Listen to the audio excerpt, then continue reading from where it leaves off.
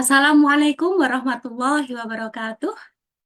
Alhamdulillahirrabbilalamin. Wabihi nasta'inu ala umuri dunya wa din. Wassalatu wassalamu ala sayyidina mursalin, sayyidina wa maulana Muhammadin wa ala alihi wa ashabihi ajmain amma ba'du. Segala puji bagi Allah SWT yang telah mempertemukan kita pada hari Selasa malam ini dalam keadaan sehat walafiat. Tidak lupa salawat serta salam senantiasa kita haturkan kepada Nabi besar kita, Nabi besar Muhammad Sallallahu Alaihi Wasallam yang telah membawa kita dari zaman jahiliyah menuju zaman yang terang benderang.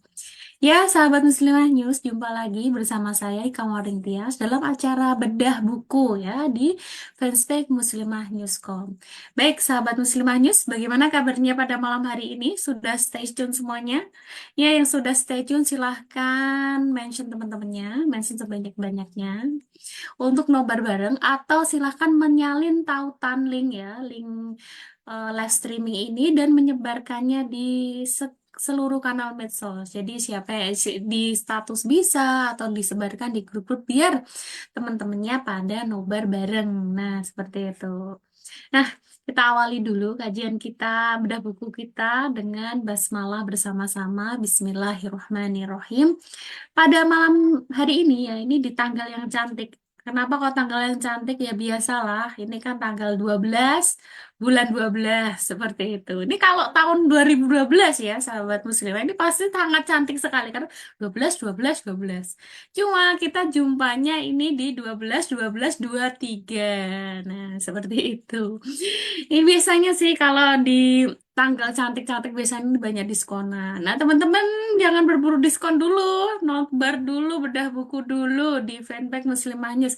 Kita pada malam hari ini insya Allah kita akan membahas terkait Gen Z, kegalauan identitas keagamaan. Ini pasti seru banget. Nanti gimana eh, bukunya seperti apa, jadi nggak usah beli, wes. Beli nggak apa-apa, ding, beli nggak apa-apa, coba nggak usah baca dari A sampai Z gambarannya, tapi kita udah tahu, oh isinya seperti ini, bahkan kita bisa berdiskusi juga terkait isi buku ini kan lumayan ya teman-teman ya, membaca satu buku, mungkin teman-teman kalau baca satu buku targetnya berapa nih?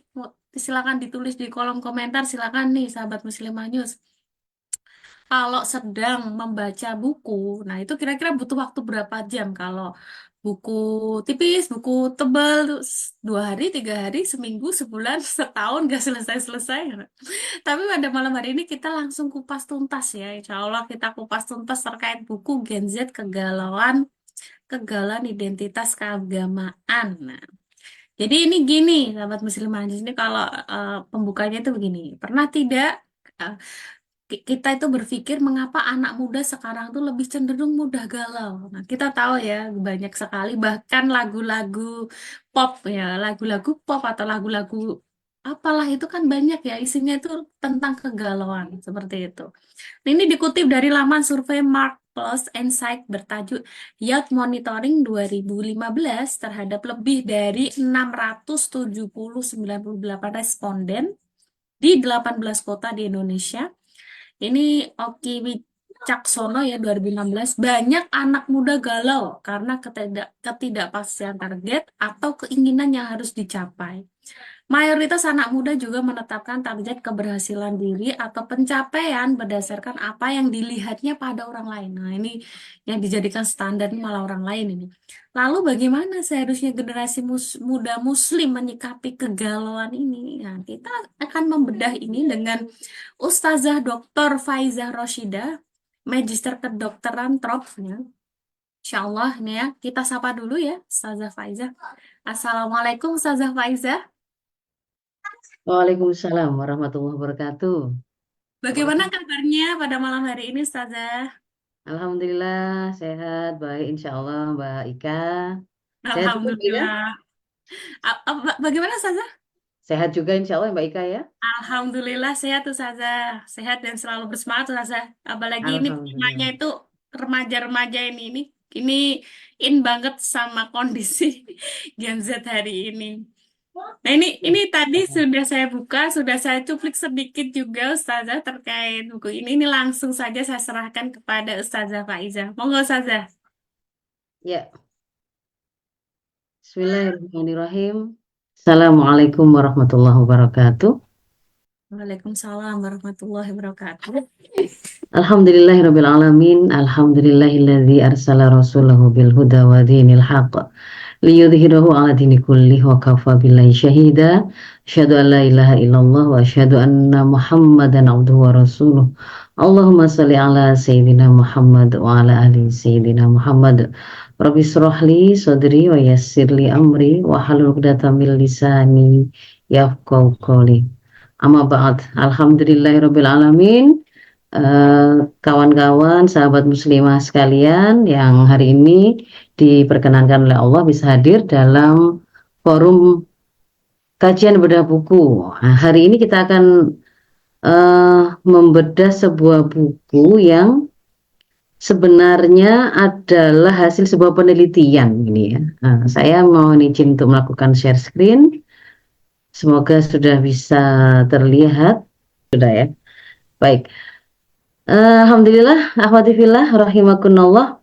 Jadi pada hari ini, alhamdulillah saya berkesempatan untuk ini nanti, insya Allah dengan mengikuti pembahasan kita pada malam hari ini, nanti sahabat akan mendapatkan semacam pembekalan begitu ya, semacam pembekalan tentang bagaimana ketika kita di sini nih mewakili Gen Z, karena di sini yang nanti dipaparkan itu memang pendapat atau hasil survei yang dilakukan ke kalangan Gen Z.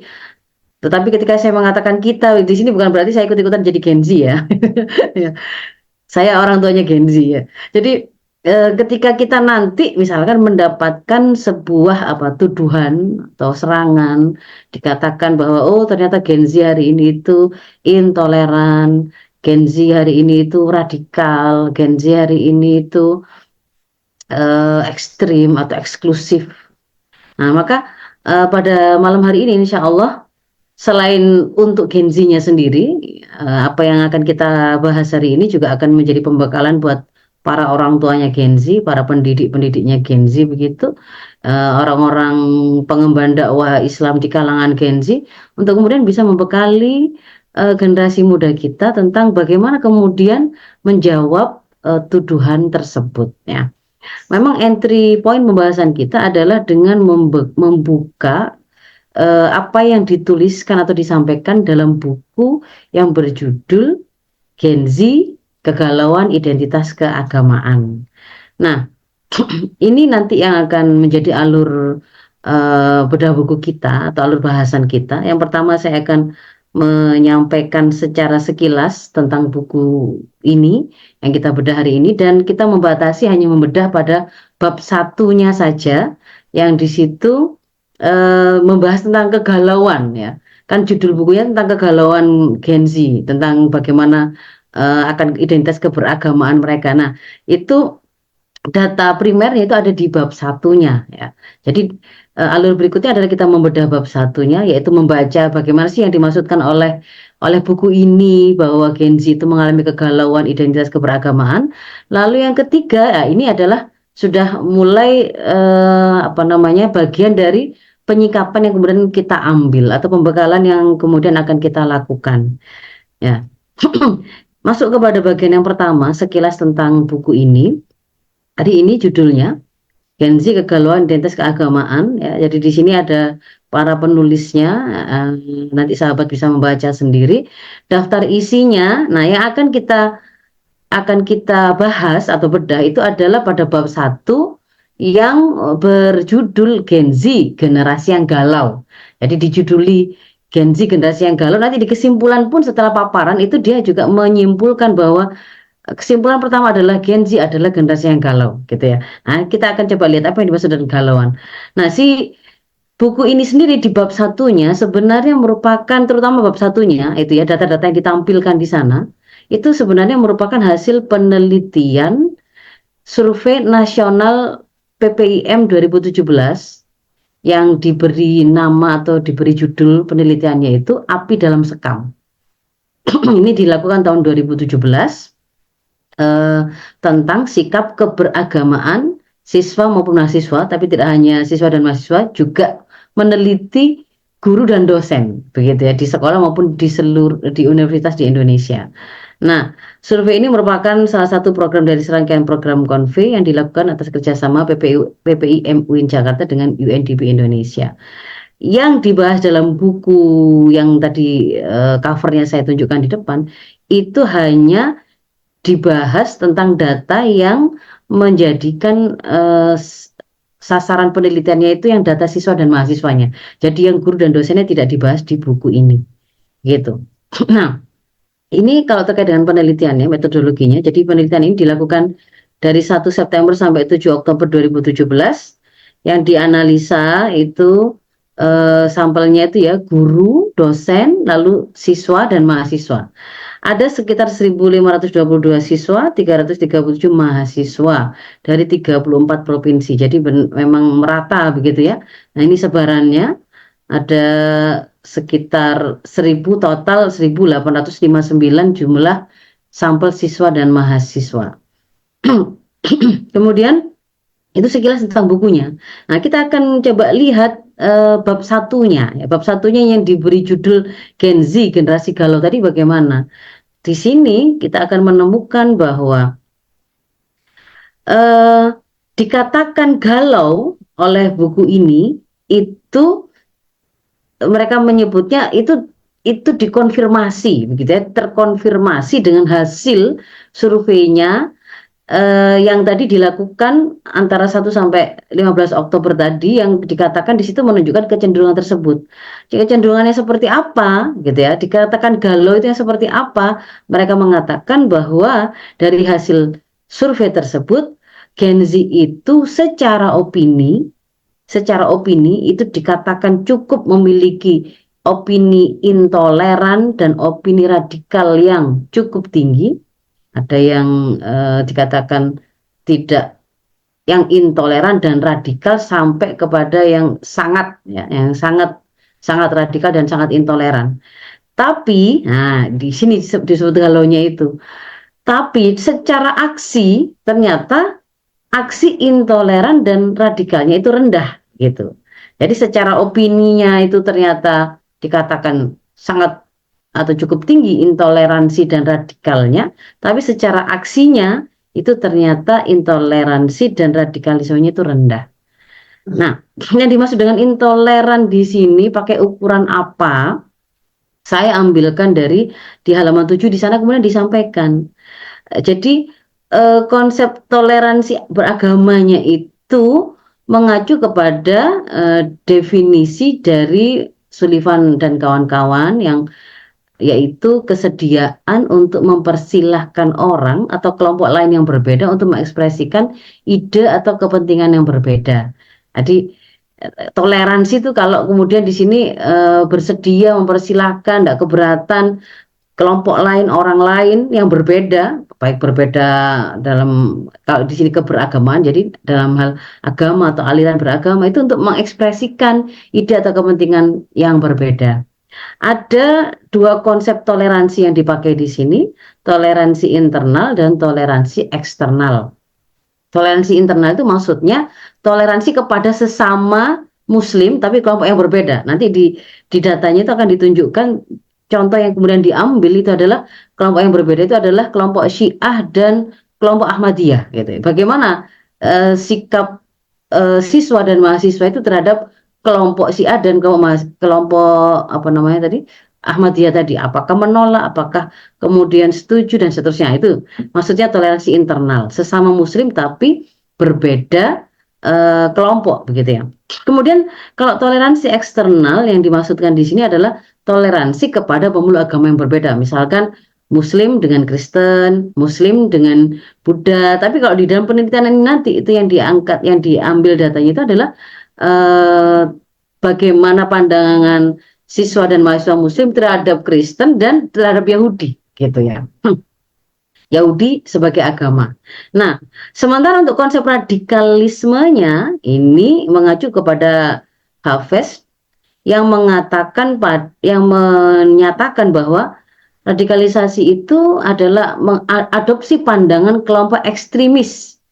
Kalau kemudian ada siswa atau mahasiswa yang ditemukan, oh kok ternyata mengadopsi pandangan kelompok ekstremis untuk mempengaruhi perubahan sosial atau politik. Nah, Maka nanti dikatakan di situ berarti mereka radikal gitu ya.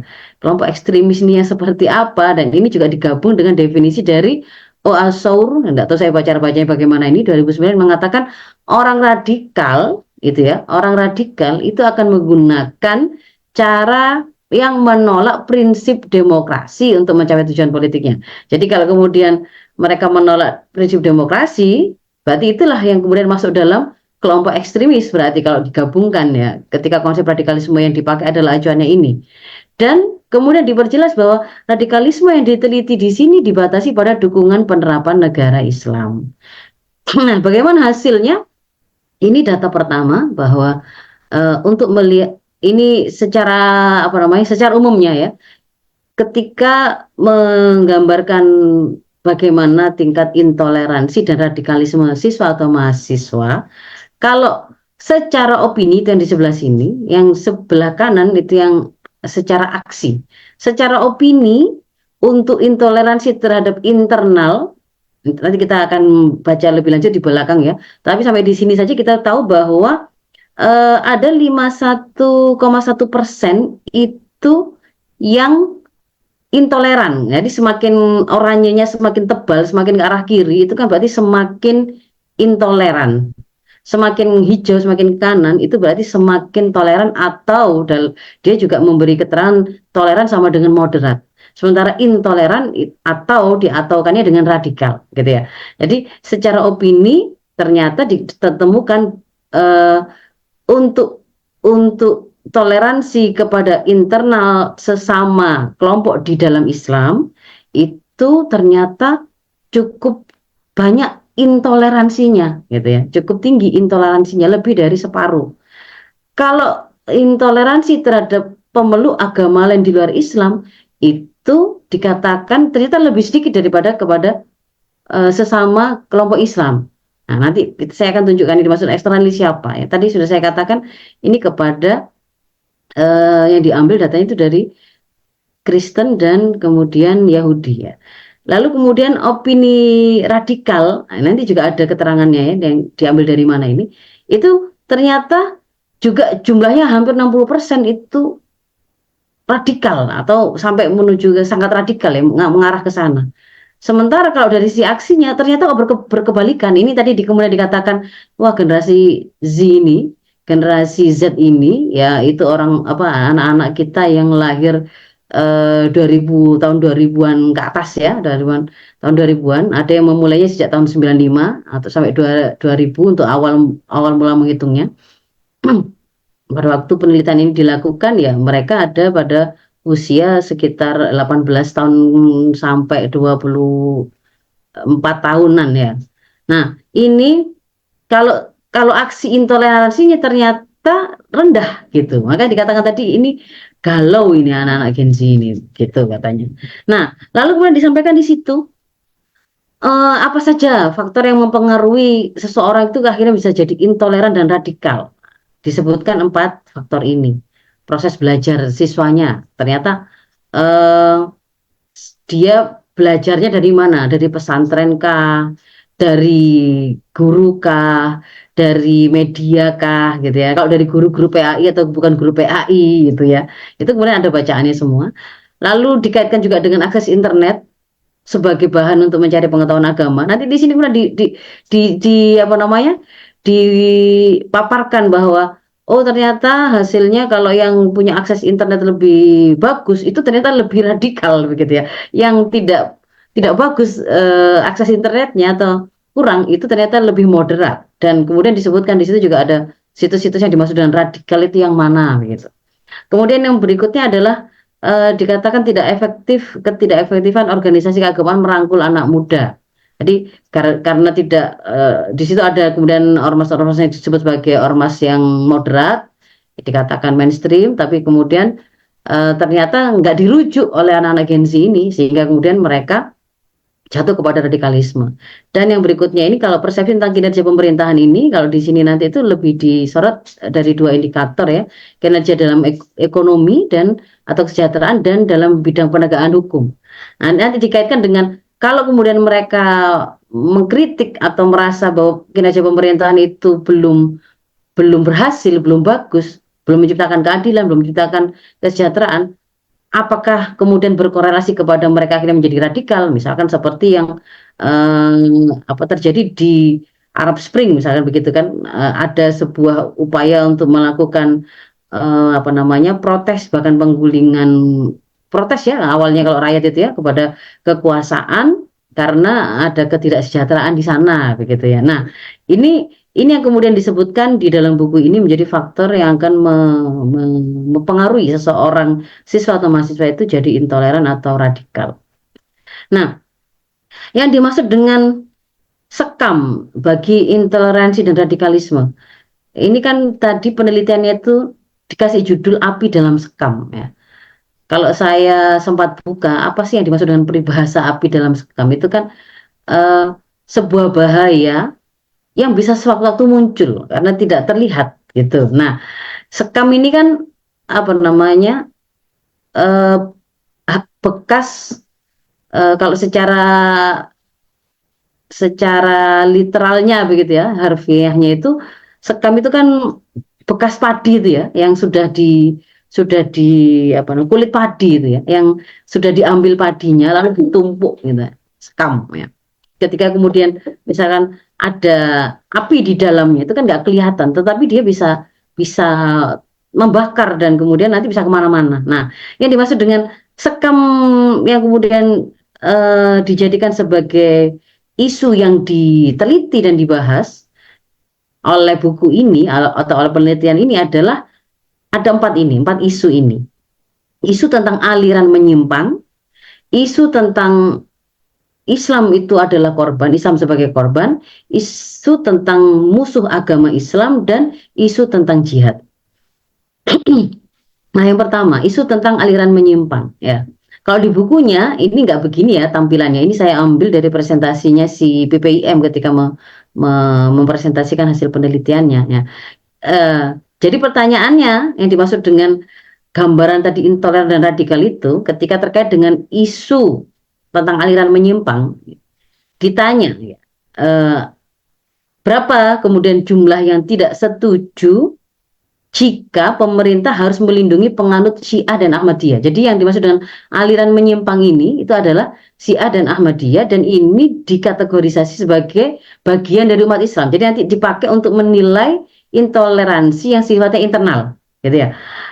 Berapa siswa dan mahasiswa yang kemudian tidak setuju kalau pemerintah harus melindungi Syiah dan Ahmadiyah? Oh, ternyata nggak setuju itu hampir 50% loh. Ini intoleran berarti ini. Syiah dan Ahmadiyah kan juga salah dua kelompok di dalam Islam begitu maksudnya ya. Kalau kemudian ada hampir 50% siswa dan mahasiswa nggak setuju kalau pemerintah harus melindungi, berarti mereka memiliki sebuah opini yang radikal atau intoleran. Nah, lalu yang berikutnya, setuju jika pemerintah melarang keberadaan kelompok minoritas yang dianggap menyimpang dari Islam. Nah, ini juga maksudnya juga Syiah dan Ahmadiyah itu kelompok minoritas yang dianggap menyimpang. Jadi apakah kemudian mereka setuju pemerintah melarang? Oh, ternyata hampir 90% siswa dan mahasiswa menjawab setuju kalau itu dilarang. Dan ketika kemudian siswa dan mahasiswa muslim ini menjawab Syiah dan Ahmadiyah itu tidak boleh diberi ruang, bahkan kemudian harusnya pemerintah melarang mereka karena menganggap itu adalah sebagai ajaran yang menyimpang dari Islam, itu dikatakan sebagai indikator intoleransi internal atau radikal. Kemudian yang berikutnya, mendukung pemerintah mengembalikan pengungsi Syiah di Sidoarjo ke tempat asal mereka. Nah, ini 64,70%. Dari sisi ini berarti kan apa namanya aksinya ya, mereka aksinya sebenarnya tidak radikal karena masih setuju untuk kemudian para pengungsi Syiah itu kemudian kembali ke tempat asal mereka. Tidak kemudian misalkan mungkin maunya itu mungkin kemudian kalau dikatakan aksinya radikal itu kemudian mereka menolak atau kemudian berbuat kekerasan kepada mereka atau layak dilakukan tindakan fisik begitu ya misalkan ya. Nah, ini itu tentang isu aliran menyimpang. Lalu yang berikutnya isu tentang Islam sebagai korban gitu ya. Maksudnya gimana? Apakah kemudian siswa dan mahasiswa itu setuju kalau hari ini kondisi umat Islam itu terdolimi di mana-mana? Karena ini hendak mau dikaitkan dengan Kan banyak itu, kan ada itu aktivitas terorisme, misalkan bom bunuh diri sebagai apa namanya representasi atau sebagai penampakan dari perjuangan melawan kedoliman, misalkan kasus Palestina, makanya di sini ada gambar Palestina gitu ya. Nah, didolimi, kemudian maka mereka kemudian melakukan aksi-aksi zaman dulu mungkin ya. Kalau sekarang sudah kita melihatnya sudah berbeda. Faktanya hari ini mujahidin atau kaum muslimin Palestina, rakyat Palestina itu melawan dengan perlawanan yang jauh lebih proper, lebih siap begitu ya. Kalau zaman dulu mereka dengan intifado, dengan batu, dan kemudian ada yang beberapa kasus itu memang kemudian membawa bom pada tubuh mereka lalu meledakkan di dekat tempat-tempat musuh. Nah, itu ketika itu ditanyakan gitu ya, itu kan dengan sebuah apa namanya? Ketika ditanyakan bahwa apakah setuju kalau hari ini umat Islam dalam kondisi terdolimi, nah, itu lebih dari 50% siswa dan mahasiswa menjawab iya gitu. Dan kemudian apakah siswa dan mahasiswa berpendapat secara ekonomi hari ini orang-orang non muslim itu lebih diuntungkan dibandingkan orang muslim? Ya, sebenarnya saya membaca pertanyaan ini juga agak-agak lucu gitu ya. Hubungannya dengan apa namanya? Ketika kemudian fenomenanya ternyata hari ini banyak kaum muslimin yang lebih banyak yang miskin misalnya tidak sejahtera, ya pada faktanya ya karena memang jumlah mereka lebih besar begitu ya daripada non muslim. Jadi kalau kemudian ditanya apakah lebih banyak yang muslim yang situasinya itu lebih nggak sejahtera, sebenarnya kan ya ketika kemudian mereka mengatakan iya ya itu sesuatu fakta begitu ya. Lalu apa hubungannya dikait-kaitkan dengan radikalisme dan intoleransi begitu ya sebenarnya ya. Tapi ya kita pada bagian kedua ini kan hanya memaparkan datanya saja dulu ya. Jadi di situ ditemukan 48% siswa dan mahasiswa itu berpendapat iya orang-orang non muslim itu ternyata malah lebih diuntungkan dibandingkan orang muslim. Jadi maksudnya itu orang-orang non muslim, orang-orang muslim itu lebih lebih tidak sejahtera dibandingkan orang-orang non muslim begitu ya kalau gampangannya. Lalu yang berikutnya, nah apakah kemudian siswa dan mahasiswa itu percaya kalau orang non muslim itu yang menjadi penyebab ketimpangan sosial ekonomi di Indonesia? Ini mau dibawa kepada upaya misalkan oh memang orang-orang ras tertentu, agama tertentu dan itu bukan muslim ya ini yang kemudian menjadi apa namanya memonopoli ekonomi kita sehingga kemudian yang muslim-muslim ini menjadi tidak sejahtera. Nah, ditemukan ada 36,79% yang kemudian menjawab percaya bahwa itu gara-gara non muslim gitu. Ada ketimpangan sosial ekonomi di Indonesia. Nah, ini yang kemudian menjadi data yang berikutnya untuk kemudian mengklasifikasikan Gen Z Muslim tadi itu radikal ataukah intoleran. Lalu yang berikutnya isu tentang musuh agama Islam. Nah, di situ ditanyakan ya, apakah setuju bahwa orang Kristen itu bukan musuh orang Islam? Hampir 80% mengatakan setuju. Orang Kristen bukan musuh orang Islam. Dan apakah setuju bahwa orang Kristen itu tidak membenci orang Islam?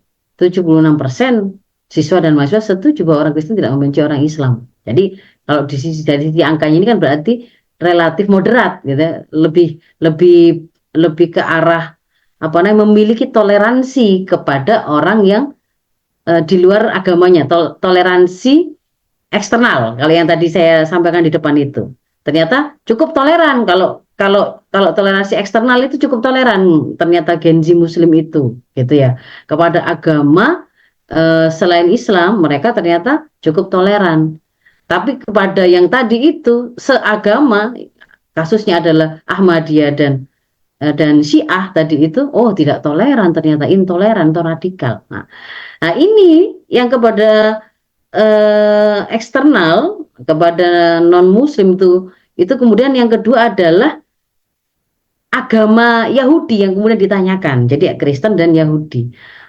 Apakah siswa dan mahasiswa Muslim setuju bahwa orang Yahudi adalah musuh Islam?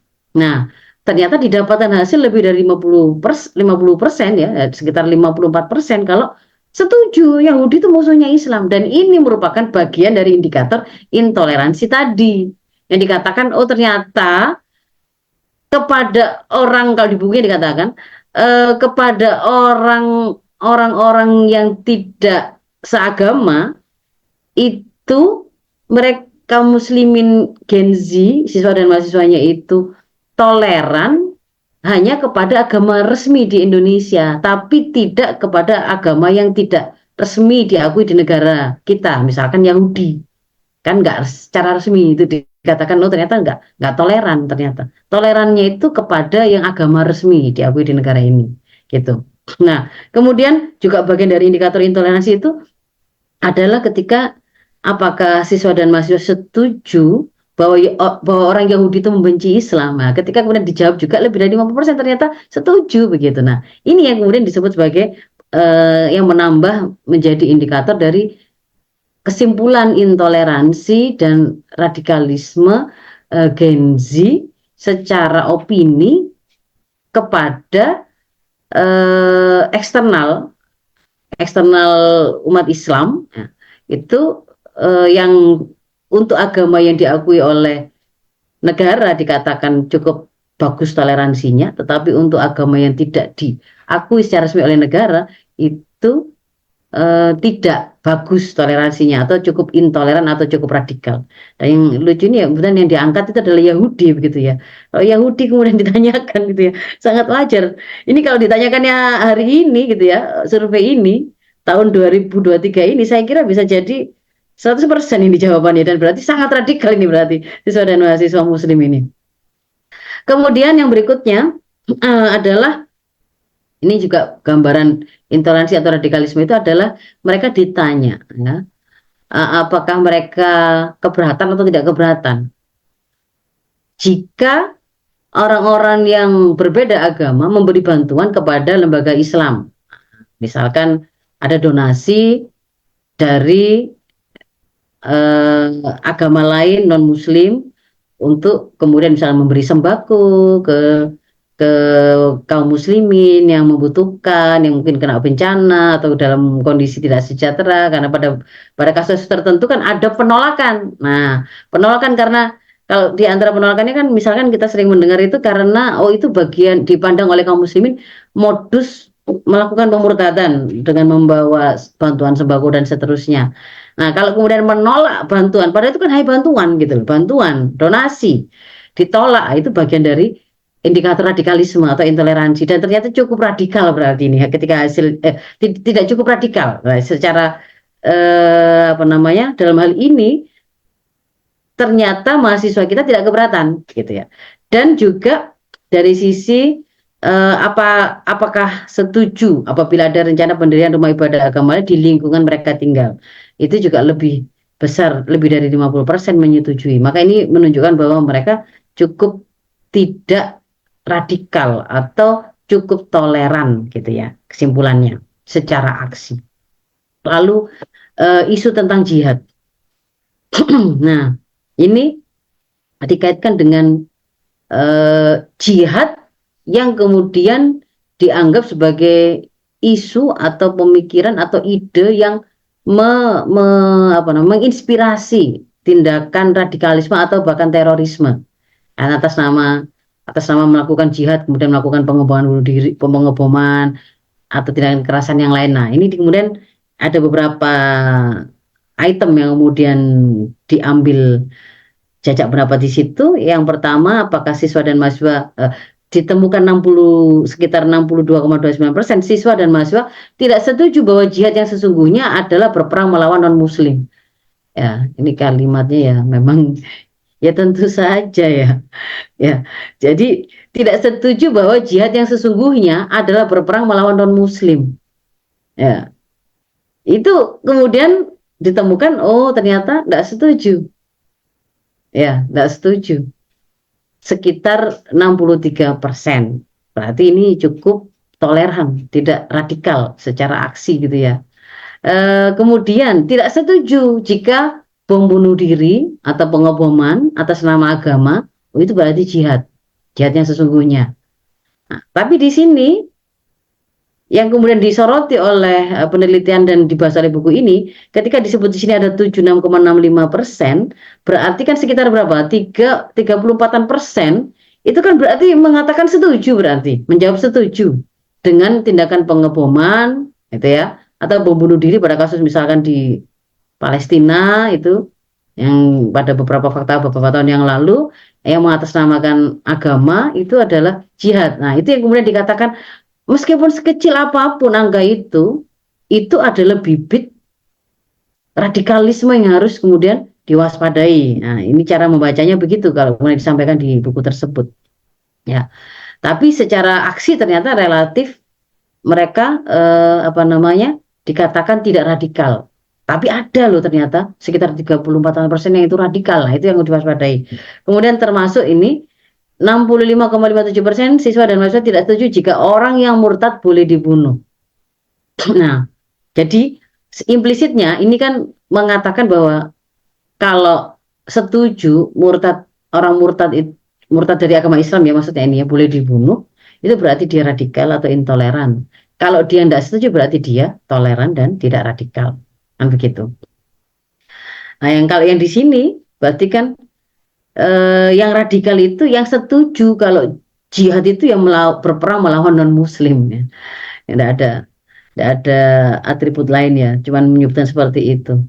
Ya, menurut saya sangat sangat ya dibilang lucu ya, bisa lucu ya, karena memang sangat menjebak bagi bagi siswa dan mahasiswa muslim yang tidak memiliki pemahaman yang benar tentang jihad gitu ya, mungkin dia bingung begitu menjawab ini ya. Ya, saya lanjutkan. Lalu itu tadi tentang beberapa isu yang tadi dikatakan sebagai sekam dalam toleransi dan toleransi beragama ya di negeri ini, dan dari situlah kemudian didapatkan kesimpulan bahwa Gen Z Muslim yang diwakili oleh siswa dan mahasiswa yang diteliti di sini itu secara opini radikal, intoleran, cukup tinggi, tapi secara aksi cukup toleran dan tidak radikal gitu. Nah, kemudian dikaitkan dengan akses internet yang kemudian menjadi tempat Gen Z itu kemudian mulai, karena mereka kan natif digital ya, penduduk asli digital ya, kemudian kehidupan mereka sehari-hari itu ya memang dekat dengan gadget plus internet ya, dunia digital begitu. Dan dunia digital itu kemudian juga menjadi bagian dari dia mendapatkan informasi dan belajar apapun. Nah, di situ ditemukan data bahwa sekitar 85% siswa dan mahasiswa itu memiliki akses internet, sementara sedikit saja sekitar 15% siswa atau mahasiswa tidak memiliki, yang dari siswa atau mahasiswa yang memiliki akses internet itu ya, kemudian ternyata ditemukan begini. Siswa atau mahasiswa yang tidak memiliki akses internet itu lebih memiliki opini moderat dibandingkan yang memiliki akses internet. Jadi di data seberapa banyak akses internet itu dimiliki oleh siswa atau mahasiswa muslim tadi, lalu dikaitkan dengan jawaban mereka terkait dengan beberapa pertanyaan yang menunjukkan indikator radikalisme atau intoleransi tadi, itu gimana? Oh, ternyata didapatkan semakin memiliki akses internet, itu ternyata lebih, opininya itu lebih intoleran. Sementara yang tidak punya akses internet, 15%-nya itu ternyata lebih memiliki opini yang moderat. Gitu, hasil penelitiannya. Nah, bahkan kemudian di situ ditunjukkan karena ternyata Gen Z ini belajar juga dari berbagai macam sumber di internet itu, termasuk website-website, YouTube itu juga menjadi sumber-sumber mereka belajar, jadi rujukan. Dan di sana itu ada banyak situs-situs yang dikatakan tidak merepresentasikan Islam moderat, contohnya gitu ya, yang kemudian mereka kategorisasi sebagai situs radikal. Itu seperti Era Muslim, Hidayatullah, Voice, voaislam.com, arrahma.com dan seterusnya begitu, yang dikatakan kerap menyuguhkan berita yang memuat konten radikal gitu. Ini ada di halaman 12 di buku ini. Nah, kemudian mereka menyimpulkan bahwa ini ada peluang sekaligus tantangan gitu ya. Jadi menjadi tantangan itu karena ternyata meskipun meskipun Gen Z itu tidak diragukan lagi kesetiaannya pada NKRI, nanti halaman berikutnya didapatkan data bahwa Gen Z Muslim itu tidak ada keraguan akan loyalitas mereka pada NKRI, tetapi didapatkan data 91,23% itu responden setuju kalau syariat Islam itu perlu diterapkan dalam bernegara. Nah, ini kan kemudian mereka katakan, wah, nggak cocok, nggak eh, setia pada NKRI, tapi juga setuju kalau syariat Islam itu perlu diterapkan dalam bernegara. Makanya kemudian mereka katakan ini galaunya itu di sini gitu ya. Juga ada, ini tadi yang saya tunjukkan, ada yang setuju sekitar 38% dengan memahami jihad itu ada dengan makna kital atau peperangan, dan terutama ditujukan melawan non-muslim. Nah, jadi ini yang kemudian meskipun hasil mayoritasnya itu tadi itu Gen Z itu tidak setuju yang dimaksud dengan jihad hakiki itu melawan non muslim gitu ya, tapi ternyata akan ada yang itu memahaminya yang setuju bahwa memang itu peperangan jihad itu gitu, bukan semata-mata bersungguh-sungguh gitu ya, misalkan ya, yang dalam bentuk lain tidak dalam peperangan. Nah, lalu kemudian ada juga 37,1% respon setuju bahwa aksi teror, nah ini sudah kalimatnya sudah peyoratif ya ini ya, aksi teror bom bunuh diri merupakan jihad Islam, ternyata ada gitu ya. Nah, dan kemudian 61,92% responden memiliki pemahaman bahwa kekhalifahan merupakan bentuk pemerintahan yang diakui dalam ajaran Islam. Nah, padahal kalau kalau dari sisi ketika mau diteliti tentang konstitusi dan bagaimana sikap mereka terhadap konstitusi dan syariat Islam dibandingkan dengan demokrasi adalah sistem terbaik, itu ternyata masih seperti ini gitu ya hasilnya. Singkatnya bahwa Gen Z itu tidak anti NKRI gitu. Nah, sehingga kemudian di situ disimpulkan di halaman 21, Gen Z adalah generasi yang galau. Yang seperti apa maksudnya? Kalau dikaitkan dengan hasil survei sikap keberagaman pada siswa mahasiswa di Indonesia itu, mereka punya opini intoleransi internal dan opini radikal yang tinggi, tapi aksi intoleransi internal dan aksi radikalnya rendah.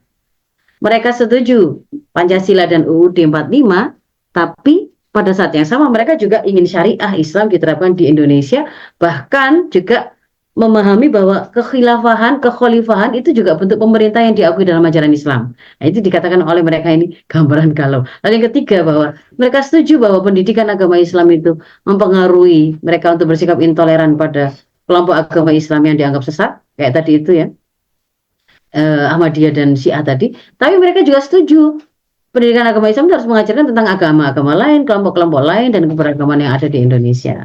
Nah, kita ini yang kemudian disarankan dan direkomendasikan dari penelitian ini, intinya adalah perlu ada upaya memberikan pendidikan keagamaan yang sifatnya itu toleran, terbuka, inklusif ya. Kalau kemudian bahasa hari ini dalam program-programnya itu adalah yang moderat ya. Maka program moderasi beragama, kurikulum moderasi beragama itu. Nah, kita masuk ke dalam bagian yang ketiga. Ini saatnya kita mengakhiri kegalauan. Kalau tadi dikatakan di buku tersebut, kenapa Gen Z itu cenderung mudah galau. Lalu kemudian di situ dikutip dari data ini ya, silakan baca sendiri. Dikatakan bahwa banyak anak muda galau itu karena ketidakpastian target atau keinginan yang harus dicapai. Jadi mereka tuh nggak ngerti harus meraih apa. Atau dikatakan sulit dipuaskan karena standar ukurannya yang selalu mudah bergeser. Lalu digambarkan karena nggak jelas apa yang dimaui, seringkali kemudian terpengaruh oleh influencer misalkan. Jadi mereka memakai ukuran-ukuran capaian yang kemudian dimiliki oleh orang lain ya. Jadi itu akhirnya kemudian membuat mereka sering menjadi galau. Nah, apakah memang demikian? seorang beriman itu atau mukmin itu sebenarnya gitu ya. Bagi kita yang mukmin itu kan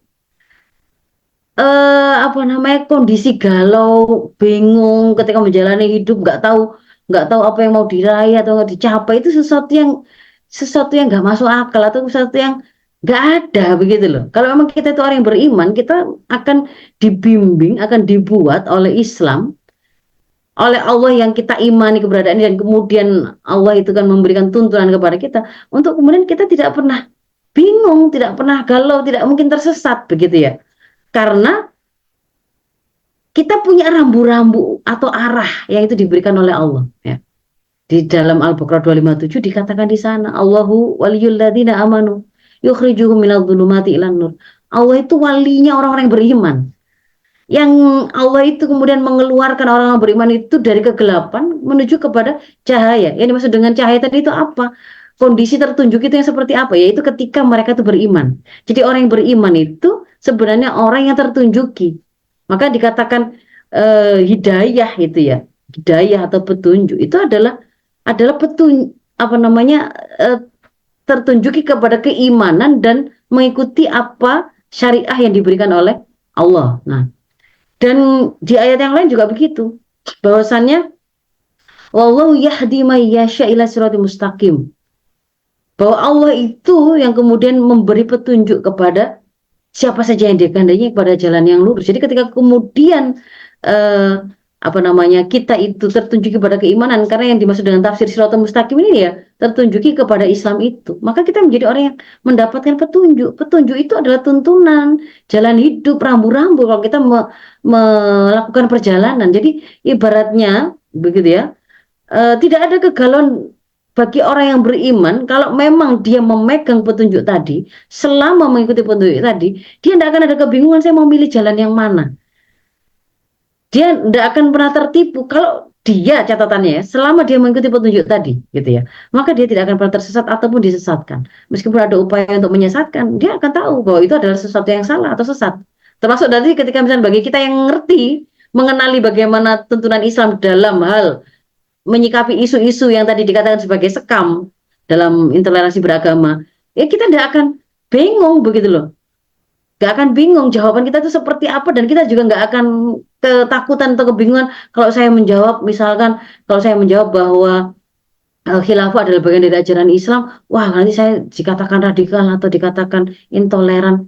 Kita akan dengan tegas, dengan jelas itu bisa menunjukkan mana yang sebenarnya itu kebenaran, mana yang itu merupakan kesesatan, mana itu sebenarnya itu adalah upaya untuk apa menjebak, melakukan sebuah apa namanya ya, framing begitu ya, atau menstigmatisasi ajaran Islam. Itu kita bahkan bisa merasakan dan bisa mengetahuinya kalau kita mengikuti petunjuk tersebut, tidak akan pernah tersesat dan tidak akan pernah disesatkan. Allah sendiri menjamin itu. Wa may yahdillah fama lahu min mudil. Kalau sudah diberi oleh Allah petunjuk, maka tidak seorang pun yang bisa menyesatkan. Dan ya, hidayah itu tadi, petunjuk tadi itu kan diturunkan oleh Allah ya dalam bentuk sumber hukumnya itu adalah Al-Qur'an, As-Sunnah itu sumber utamanya, dalil sumber atau dalil hukum yang kemudian digali dari sana itu hukum-hukum yang akan mengikat dan menjadi aturan hidup kita itu kan dari Al-Qur'an dan Sunnah.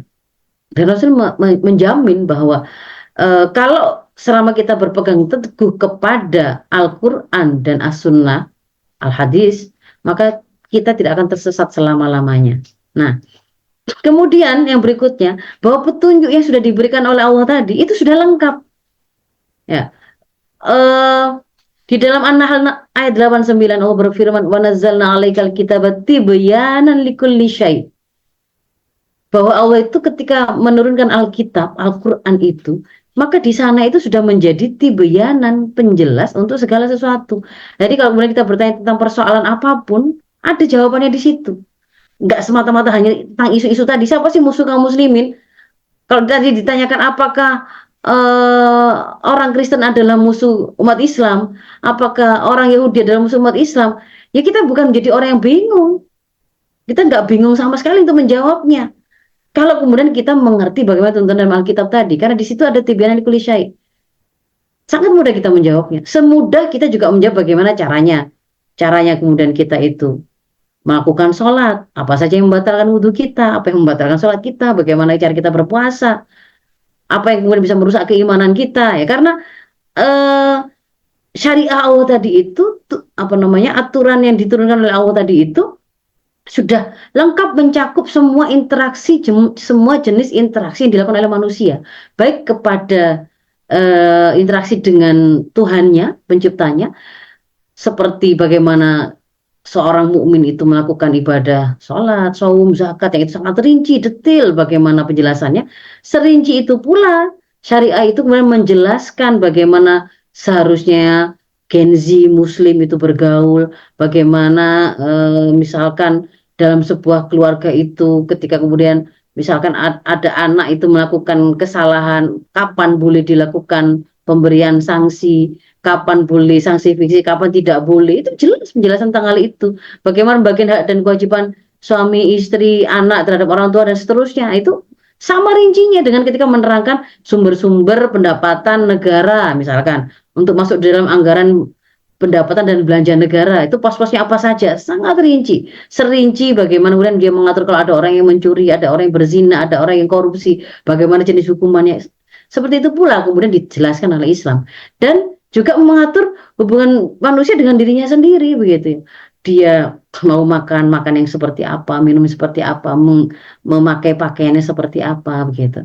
Nah, jadi itu tentang apa namanya tentang bagaimana Islam itu sudah dengan begitu lengkapnya memberikan tuntunan itu kepada kita sehingga seorang mukmin manapun kalau dia berpegang teguh kepada tuntunan yang sudah lengkap itu, yang sudah pasti benar itu karena berasal dari Zat yang Maha benar itu, maka dia tidak akan pernah tersesat. Nah, kita rinci satu persatu tentang beberapa isu yang kemudian menjadi apa namanya entry point ya, melakukan serangan itu tadi ya, atau melakukan penilaian. Saya bilang ya itu tadi seperti serangan karena eh, ditanya tentang bagaimana kemudian pandangan terhadap agama lain, tapi itu sudah dengan desain yang kalau dijawab apapun itu ya memang kemudian akan bisa digunakan untuk menyerang ya, menyerang yang menjawab. Nah, jadi apapun yang kemudian kita cari jawabannya sudah ada jawabannya dalam tuntunan Islam tadi. Yang pertama saya awali dari si akidah. Ini nanti kaitannya kita mau menjawab tuduhan intoleransi dan radikalisme seputar akidah atau keyakinan.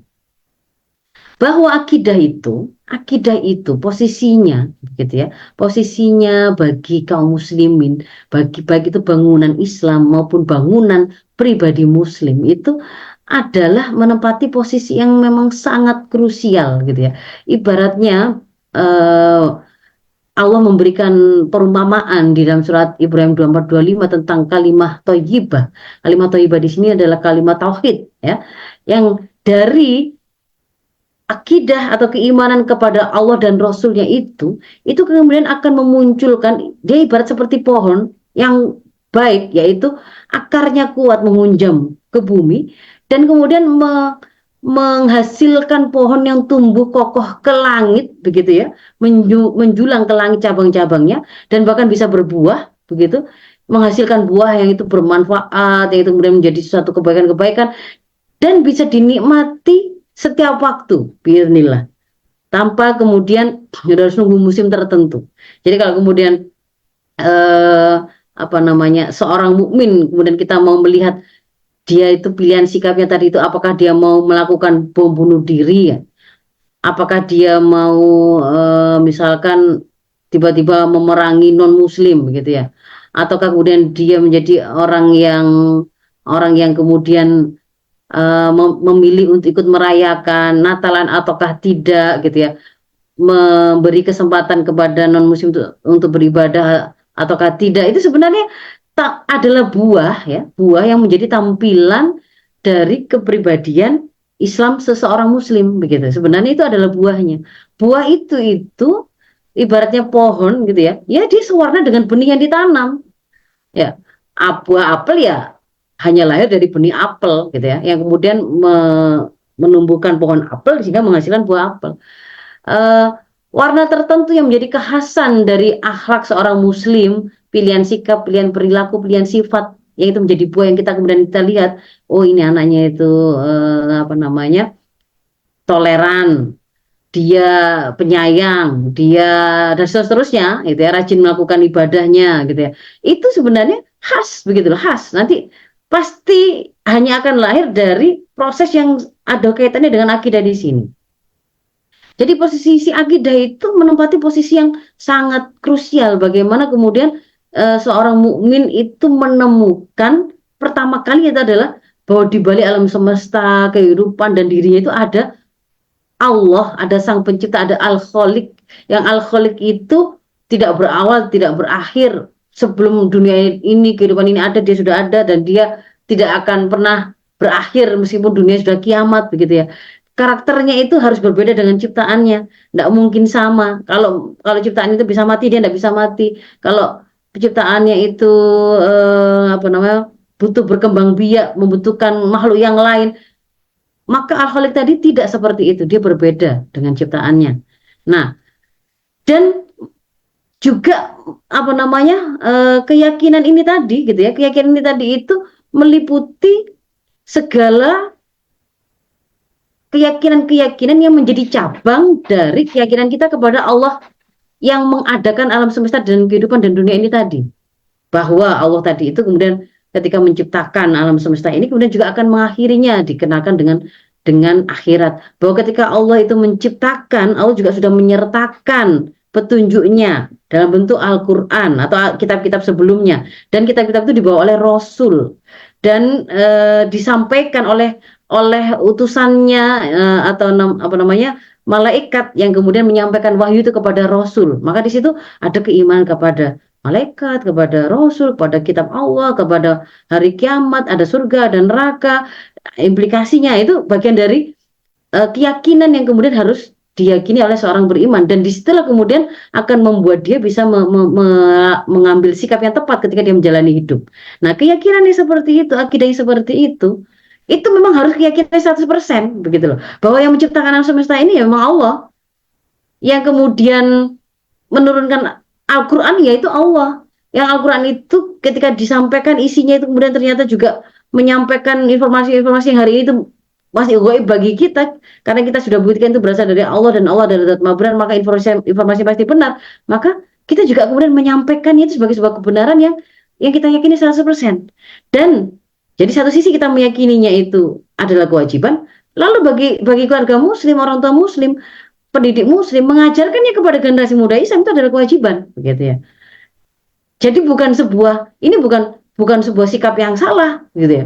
Jadi justru bukan, kalau kemudian kita dikatakan toleran atau radikal kalau kemudian kita hanya meyakini bahwa agama Islam itu yang benar, sehingga kemudian apa namanya, kita meyakini memang inilah yang kemudian jalan hidup yang kita ambil, gitu ya. Karena Allah sendiri mengatakan inna dina inda wali Islam, begitu. Dan ini adalah akidah yang harus kita bangun itu seperti itu. Kan tidak bermakna ketika kemudian kita meyakini ini adalah satu-satunya agama yang benar, kemudian berarti pasti kita akan ngebom non muslim. Kita tidak ada hubungannya dengan itu. Bahwa ini adalah kaitannya adalah bagaimana kita itu menemukan hakikat dari asal muasal diri kita, alam semesta kehidupan ini, sampai ketemu dengan jawaban yang memang kemudian meyakinkan, gitu kan ya. Kalau kemudian kita itu tidak meyakininya, bagaimana mungkin kemudian kita diminta untuk mentaati aturan yang diberikan oleh Allah tadi untuk menjalani hidup kita sesuai dengan tuntunan Allah tadi, kan nggak mungkin. Pasti itu disandarkan kepada sebuah keyakinan bahwa memang inilah kebenaran yang sudah saya temukan, sudah saya buktikan, kan begitu.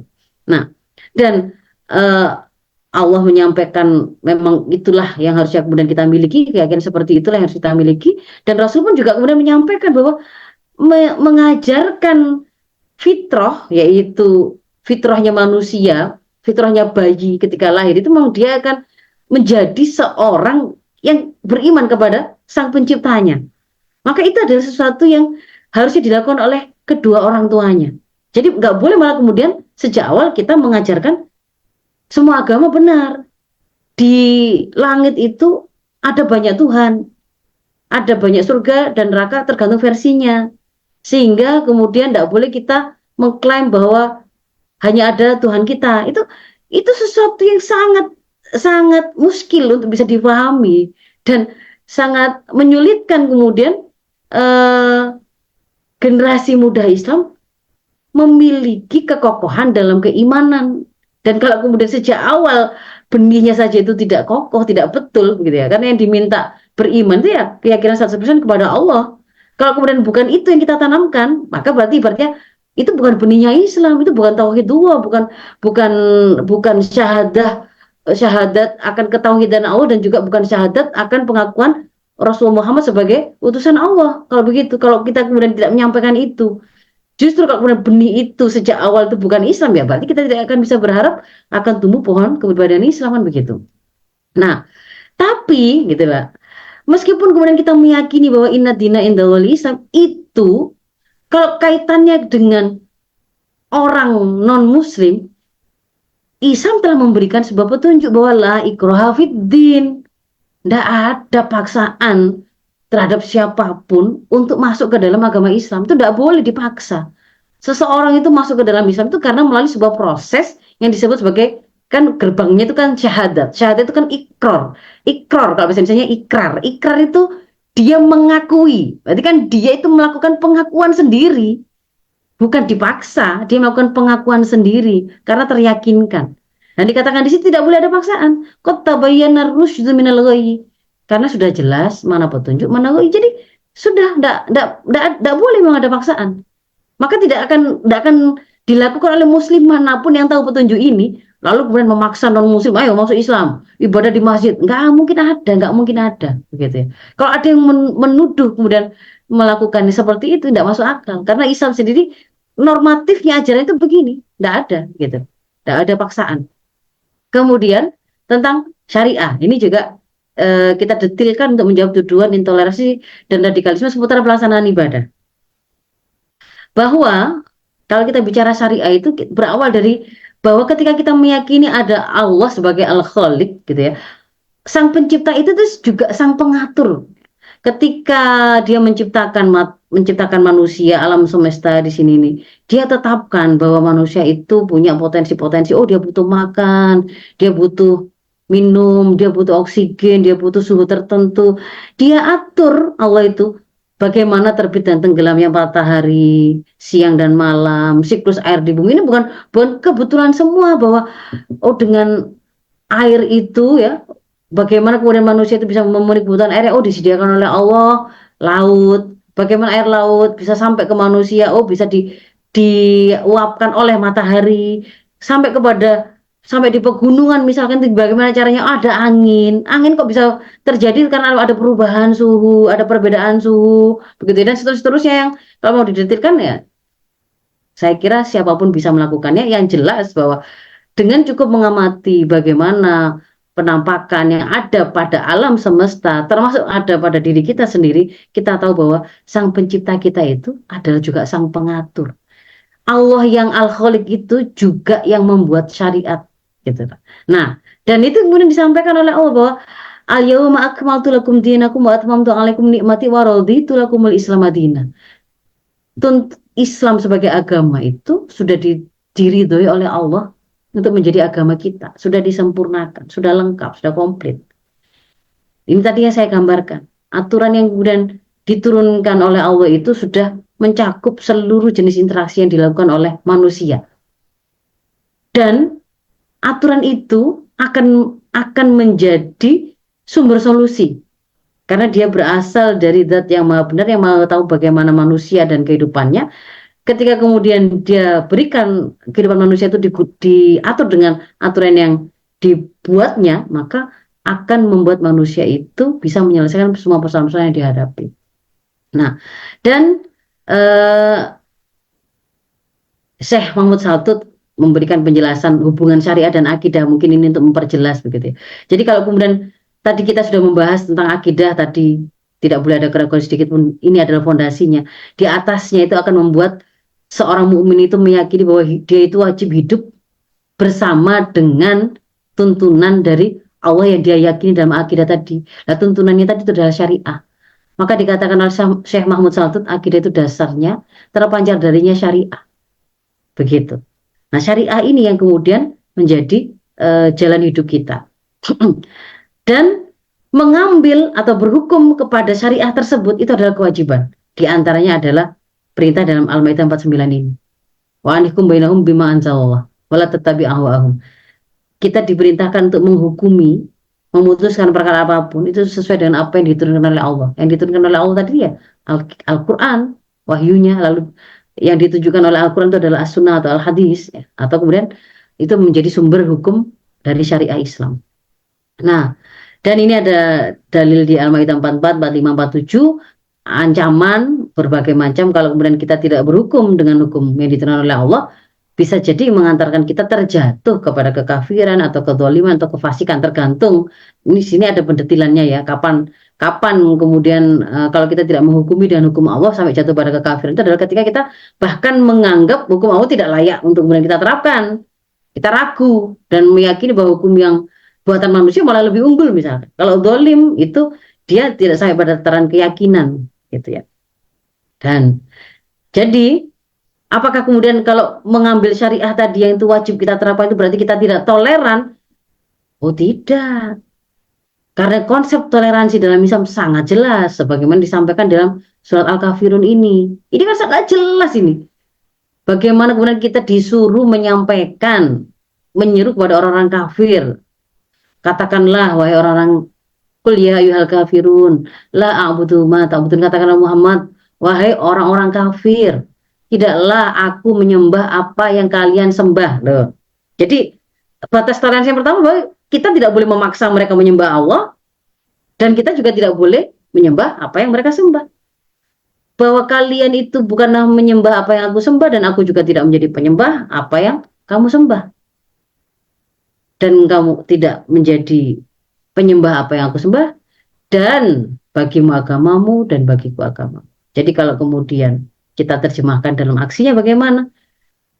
Mereka non-muslim boleh memilih agama yang mereka yakini dan mereka bebas beribadah sesuai dengan agamanya yang mereka yakini, tata cara ibadah yang sesuai dengan agamanya masing-masing, tidak boleh kita ganggu, kita berikan kebebasan mereka beribadah, tidak boleh kita paksa mereka, misalkan harus beribadah bersama-sama dengan kita tidak ganggu mereka, tetapi kita juga tidak boleh kemudian dipaksa untuk dikatakan sebagai orang yang tidak radikal atau dikatakan menjadi genzi yang toleran. Itu berarti harus mau juga dong berdoa di rumah ibadah mereka bersama-sama, mengaminkan ya, nanti pimpinan masing-masing agama bareng-bareng berdoa bareng-bareng. Tidak perlu seperti itu karena tuntunan cara beribadah kan berbeda-beda. Tidak perlu kemudian harus disama-samakan, digabung-gabungkan untuk dikatakan kita itu tidak radikal atau tidak toleran gitu.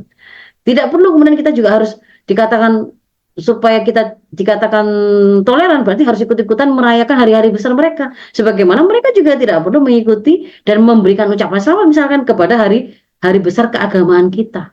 Seperti itu. Dan termasuk adalah tidak boleh kemudian memaksa mereka memakai atribut khasnya kaum muslimin, ataupun kaum muslimin tidak boleh kemudian dipaksa memakai atribut khas mereka supaya kemudian dikatakan menjadi genzi yang toleran atau tidak radikal begitu. Itu tentang syariah tadi, tentang ibadah. Nah, tentang khilafah tadi kan ya dikatakan meyakini khilafah bagian dari jalan Islam. Wah, itu ternyata radikal, itu intoleransi yang sangat tinggi. Kita dudukkan bagaimana sih pandangan Islam tentang khilafah itu. Diawali dari sini bahwa Islam memandang agama dan kekuasaan itu nggak terpisah. Memang dia adalah ibarat saudara kembar. Kalau kalimat Imam Ghazali dalam kitabnya ini Al-Iqtisad fil I'tiqad, itu saudara kembar. Agama fondasinya, kekuasaan penjaganya. Sesuatu yang tidak berfondasi akan runtuh, sesuatu yang tidak ada penjaganya, tidak ada kekuasaan atau khilafah, niscaya hilang atau lenyap. Dan kita memahami syariah yang kafah tadi itu terutama untuk aturan-aturan yang mengatur interaksi manusia dan manusia yang lain. Kalau ada yang kemudian melakukan korupsi, kalau ada yang melakukan pencurian, kalau ada yang melakukan pembunuhan, kan mengambil hak orang lain. Untuk bisa melaksanakannya itu tidak bisa kalau kemudian itu diterapkan oleh orang per orang. Nah, butuh kekuasaan. Jadi memang kita memahami bahwa syariah Islam kafah itu pasti butuh kekuasaan penerapnya. Begitu. Dan kajian dari para ulama ini nggak perlu dipertanyakan. Semuanya juga memahami bahwa posisi kekuasaan dalam Islam itu juga disyariatkan. Termasuk kekuasaan di sini adalah dalam bentuk negara. Dan penggunaan istilah ada kata-kata khilafah itu memang ada sandarannya, yaitu hadis Nabi, ya, perkataan Rasul yang mengatakan bahwa summa takunu khilafah ala minhajin nubuwah, itu kan memang ada begitu ya. Dan perkataan atau frase khilafah ala minhajin nubuwah ini menunjukkan bahwa berarti eh, konsep politik atau negara yang disebutkan itu memang menggantikan atau melanjutkan apa yang ditinggalkan oleh Rasul tadi, ya. Alamin haji nubuwah, kekhilafahan kan pengganti yang bersandarkan kepada manhaj kenabian. Jadi itu benar-benar negara itu hanya melanjutkan apa yang diwariskan oleh Nabi dan tidak membuat hal-hal yang baru, gitu ya. Nah, kalau kita membuka kitab Al-Fiqhul Islami wa Adilatuhu karangan Wahbah Az-Zuhaili, di situ disampaikan secara istilah maknanya khilafah itu, ya. Khilafah itu sebenarnya bagian dari ajaran Islam, bagian dari ajaran Islam yang dalam istilah modern disamakan atau setara dengan kata atau istilah ad-daulah Islamiyah atau negara Islam atau nizamul hukmi fil Islam atau sistem pemerintahan dalam Islam. Jadi ya bukan sesuatu yang ini apa namanya, ketika dulu itu dibahas oleh para ulama baik yang salah maupun yang mutakhir itu sebenarnya meletakkan ini sebagai bagian dari Islam itu tidak ada ikhtilaf dalam hal ini. Itu memang bagian dari ajaran Islam begitu loh. Dan tidak kemudian kita katakan bahwa para ulama ini tuh radikal, tidak. Oh, memang sandaran bagaimana kemudian menggali hukum bahwa khilafah itu bagian dari ajaran Islam itu sesuatu yang tidak pernah ada yang mempertanyakan begitu. Kalau istilah para fuqaha dulu, khilafah ini disebut juga dengan istilah imamah atau darul Islam. Nah, ini secara definisinya mungkin untuk memahami agar Gensi paham. Jadi kepemimpinan yang sifatnya umum itu seluruh kaum muslimin untuk ngapain? Liikomati ahkami syar'il islami fid dakhil, ya, menegakkan hukum-hukum syariat Islam di dalam negeri dan wahamli dakwah Islamiyah ilal alam untuk politik luar negerinya. Dia menyampaikan dan mendakwahkan Islam tadi ke seluruh dunia. Siapa yang bisa melakukan itu? Yaitulah khilafah tadi atau sistem politik pemerintahan Islam. Jadi inti dari khilafah itu adalah tiga hal ini: ukhuwah, syariah, dan dakwah. Ukhuwah karena dengan khilafah itu akan membuat kaum muslim seluruh dunia itu disatukan dalam satu kepemimpinan, satu negara, satu sistem politik. Maka yang namanya ukhuwah Islamiyah itu bahkan akan menemukan realitanya secara real gitu ya. Yang kedua, khilafah itu yang akan menerapkan syariat Islam secara kafah. Yang ketiga, dia yang akan mengantarkan menyebarkan Islam ke seluruh alam. Nah, ini kalau Imam Al-Mawardi mengatakan tugas khalifah itu. Jadi ini kajian tentang khilafah dan khalifah itu ya memang sangat lekat dengan Islam. Dan Gen Z, kaum muslimin terutama Gen Z harus paham. Dia harus ngaji begitu ya, supaya ngerti bahwa oh ternyata khilafah itu bukan monster. Khilafah tidak sama dengan ISIS. Karena para ulama itu menunjukkan bahwa khilafah itulah yang kemudian bertugas untuk menjaga akidah, dia akan menyelesaikan perselisihan, dia akan menebarkan keamanan, dia akan menerapkan hudud kalau misalnya ada orang yang melakukan pelanggaran, dia akan melindungi perbatasan negeri kaum muslimin dari pencaplokan atau penjajahan, memerangi musuh, kemudian mengambil kekayaan-kekayaan itu menjadi sumber pendapatan negara dan seterusnya. Nah, jadi ini sejak zamannya sahabat Amirul Mukminin Utsman bin Affan juga mengatakan bahwa kekuasaan penguasa itu bisa menghilangkan sesuatu yang tidak bisa dihilangkan oleh Al-Quran, ya. Kekuasaan, ya. Ketika kemudian maknanya itu adalah bahwa kalau Al-Quran itu hanya Al-Quran saja dalam bentuk konsep, tapi tidak diterapkan, yang penerapan di kehidupan nyata itu membutuhkan kekuasaan untuk menerapkannya, maka yang namanya mau mewujudkan kesejahteraan ya nggak bisa terwujud. Mau mewujudkan keadilan bagi orang yang kemudian terdolimi haknya, misalkan ada yang anggota keluarganya dianiaya, dibunuh dan seterusnya, ya tidak akan bisa diwujudkan. Itu maksud dari ini, ya, bahwa wewenang kekuasaan itu bisa menghilangkan sesuatu yang tidak bisa dihilangkan Al-Quran. Kemudian ya, jadi ini saya kira cukup untuk ini, ya, secara apa namanya, resumenya gitu ya.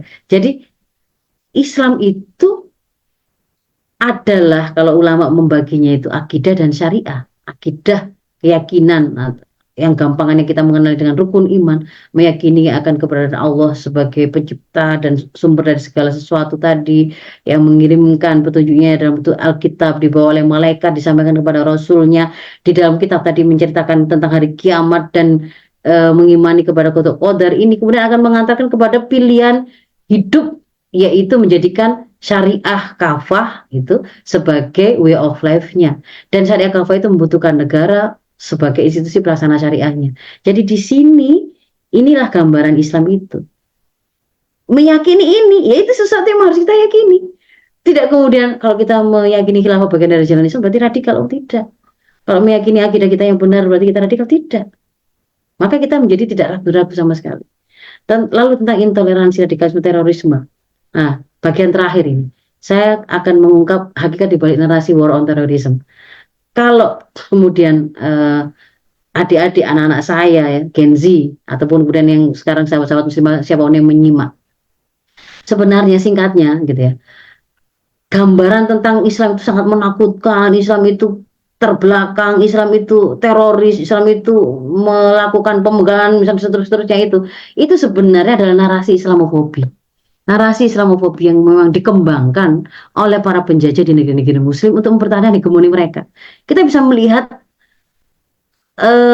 bahwa itu adalah Islamofobi yang dikembangkan oleh musuh Islam yang sedang menguasai atau menjajah negeri Islam. Dari mana? Ada banyak sekali indikator ya. Coba kita lihat. Pertama misalkan, Henry Kissinger mengatakan sebenarnya kita sebut sebagai terorisme itu adalah pemberontakan Islam radikal terhadap dunia sekuler dan terhadap dunia yang demokratis atas nama pendirian kembali semacam kekhalifahan.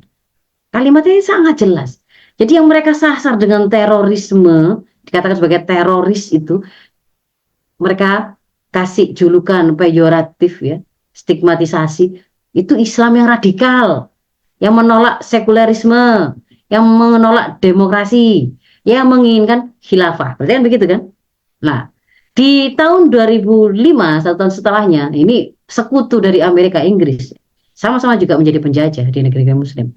Kriteria ideologi iblis ingin mengeliminasi Israel, yang menginginkan Israel lenyah dari Palestina. Siapa? Ya tentu saja kaum muslimin. Itu berarti ideologi apa yang mengatakan itu? Oh, Islam berarti. Mengenyahkan dominasi barat dari dunia Islam. Ya tentu saja. Dunia Islam yang sedang didominasi itu yang kemudian ingin mengenyahkan. Karena mereka sedang didominasi. Dunia Islam. Kaum muslimin. Yang ingin menjadikan syariat Islam sebagai sumber hukum. Di bawah satu kekhilafahan. Yang menolak nilai-nilai liberal. Termasuk diantaranya hak asasi manusia. Kemudian demokrasi. Termasuk di dalamnya itu misalkan menerima nilai-nilai seperti LGBT dan seterusnya itu kan ya. Nah, jadi bahkan jauh sebelum itu dalam sebuah tesis ya, pasca keruntuhan sosialisme, pasca keruntuhan Uni Soviet itu, Huntington mengatakan bagi Barat sebenarnya jadi musuh itu bukan fundamentalisme Islam, tapi Islam itu sendiri sebenarnya yang sedang disasar untuk kemudian berusaha dikebiri untuk tidak muncul sampai mengenyahkan dominasi mereka, itu Islam itu sendiri begitu. Nah, dari mana ceritanya sekarang kok terorisme itu sama dengan Muslim gitu ya? Ini ada rentetannya. Saya sampaikan secara singkat saja. Mungkin Gen Z baru lahir ini ya. Kan 2001 ini peristiwa yang dijadikan sebagai momentum Amerika Serikat menyeru dunia untuk melakukan perang terhadap terorisme. Jadi ada peristiwa pengeboman WTC di 9/11 ya. 9 September tahun 2001. Dari situ kemudian Amerika langsung mengajak dunia dan menyuruh dunia, Anda memerangi terorisme, berdiri bersama kami, atau kalau Anda tidak mau berarti Anda terorisnya. Negara di dunia diseru oleh negara adidaya seperti itu ya, yang kemudian merasa lebih lemah dari adidaya tentu saja mengikuti atau mengekor maunya si adidaya ini. Mereka rame-rame ikut memerangi terorisme. Nah, begitu kan ya. Siapa yang dimaksud sebagai terorisme itu? Dalam war on terrorism itu, yang kemudian di kemudian hari nggak cukup menggunakan war on terrorism, karena kalau terorisme itu kan masih harus ada aksi nyata kekerasannya. Mereka mau mau mencegahnya mulai dari yang sifatnya opini, belum aksi, masih berupa ide. Maka mereka perkenalkan dengan war on radicalism, gitu, war on radikalisme, perang terhadap radikalisme, yang dijadikan sasaran perang itu yang disebut sebagai teroris dan radikalis itu siapa? Itu Islam dan ide khilafah yang jadi tertuduh. Dan kemudian diikuti dan beberapa rekomendasi yang dikeluarkan oleh Rand Corporation ya di tahun 2003. Di situ diperkenalkan bagaimana strategi untuk mendemokratisasi Islam dan negeri kaum muslimin, dan kemudian diperkenalkan juga strategi memoderatkan, memunculkan atau membangun jaringan kaum muslimin yang moderat. Jadi di sini mulai ada yang namanya diperkenalkan politik belah bambu itu. Kaum muslimin dibagi-bagi, ada kaum muslimin yang moderat, ada yang radikal, ada yang fundamental ya, ada yang modern. Nah, itu di sini. Itu dari rekomendasi ini. Dan pada tahun 2015-2016 PBB kemudian mengeluarkan apa namanya? Langkah tindak untuk mencegah kekerasan dan ekstremisme. Nah, ini kemudian di follow up ya. Jadi United Nations mengeluarkan Plan of Action to Prevent Violent Extremism. Itu kemudian diadopsi oleh seluruh negeri-negeri di dunia ya, terutama yang menjadi statusnya adalah negara pengekor ya. Meskipun mengaku sebagai negara berdaulat, tapi faktanya memang kemudian mengikuti apa kebijakan yang disetir oleh adidaya tersebut.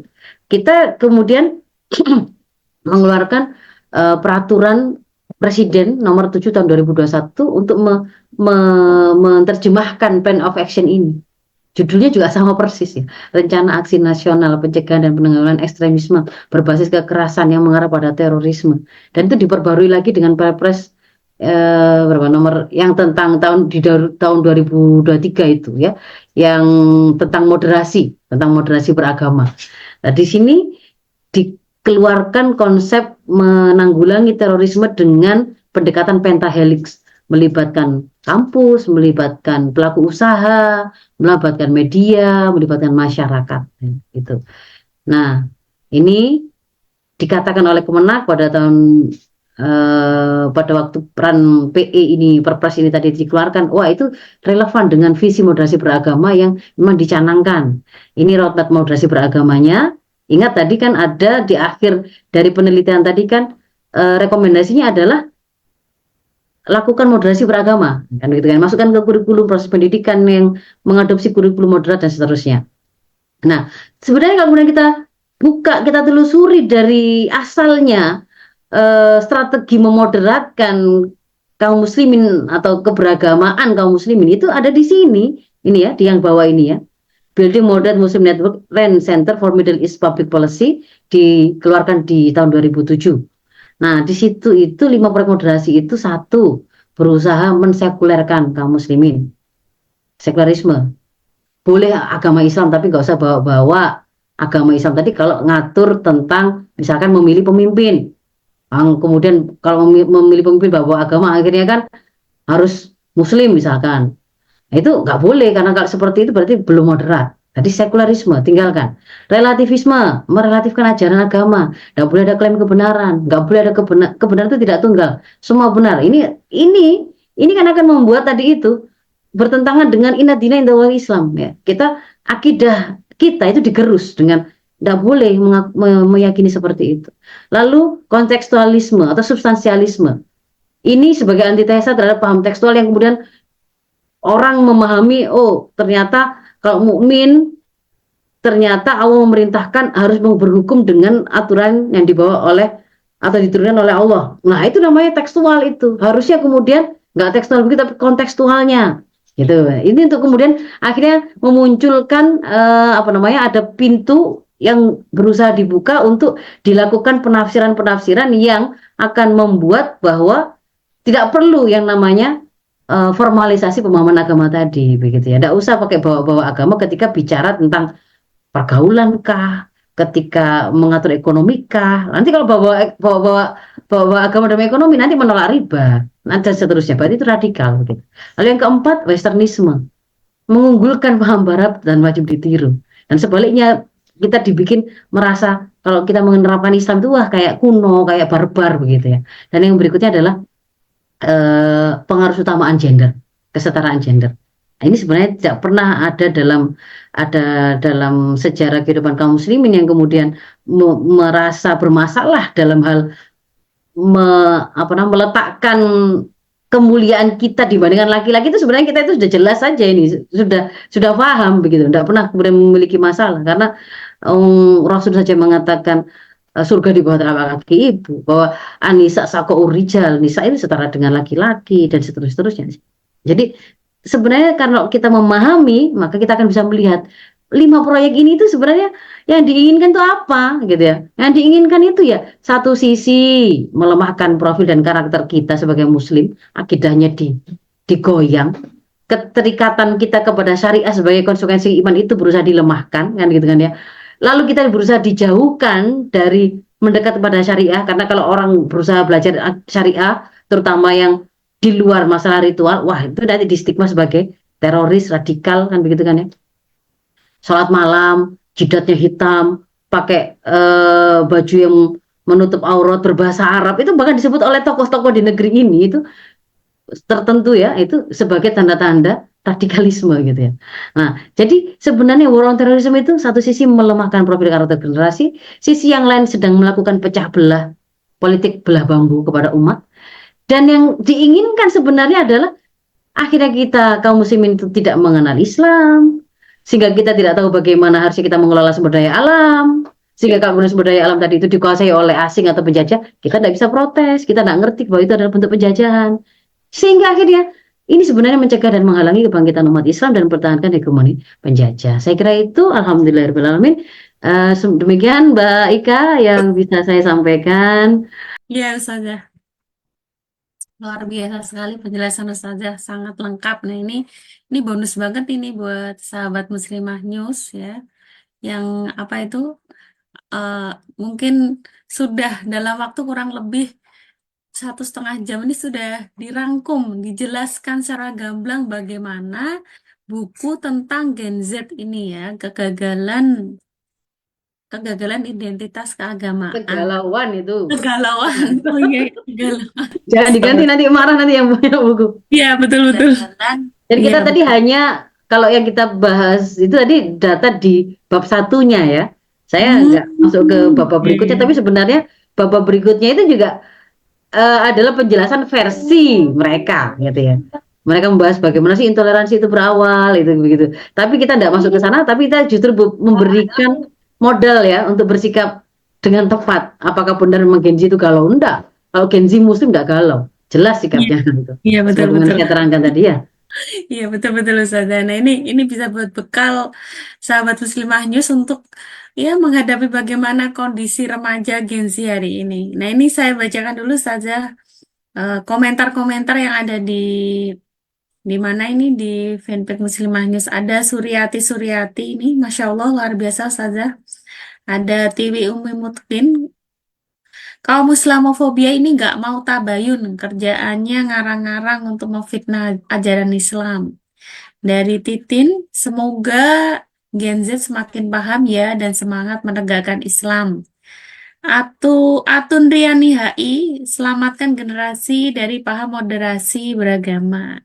Ini juga ada dari Bu Tiwi lagi ya. Di balik yang menolak khilafah dan menganggap sekularisme kapitalisme yang benar, dia sendiri sebenarnya yang radikal.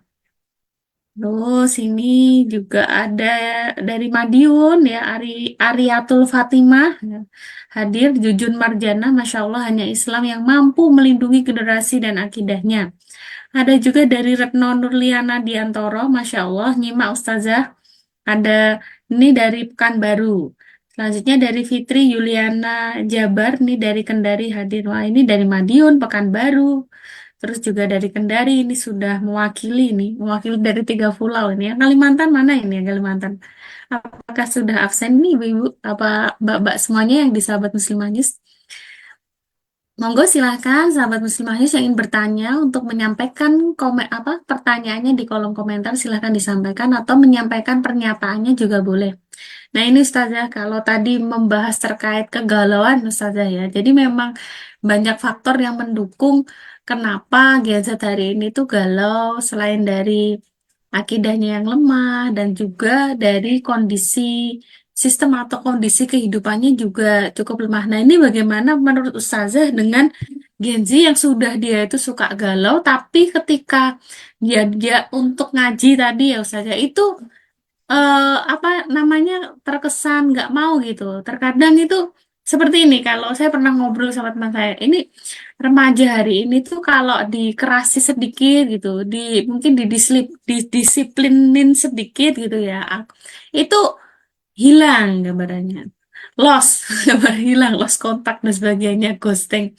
Tapi kalau disabar-sabarin, maksudnya di slow gitu, slow motion, itu nggak melaku-melaku, nggak jalan-jalan, dia itu nggak gerak. Gitu. Ini mungkin menghadapi fenomena apa generasi yang model-model seperti itu, bagaimana Ustazah?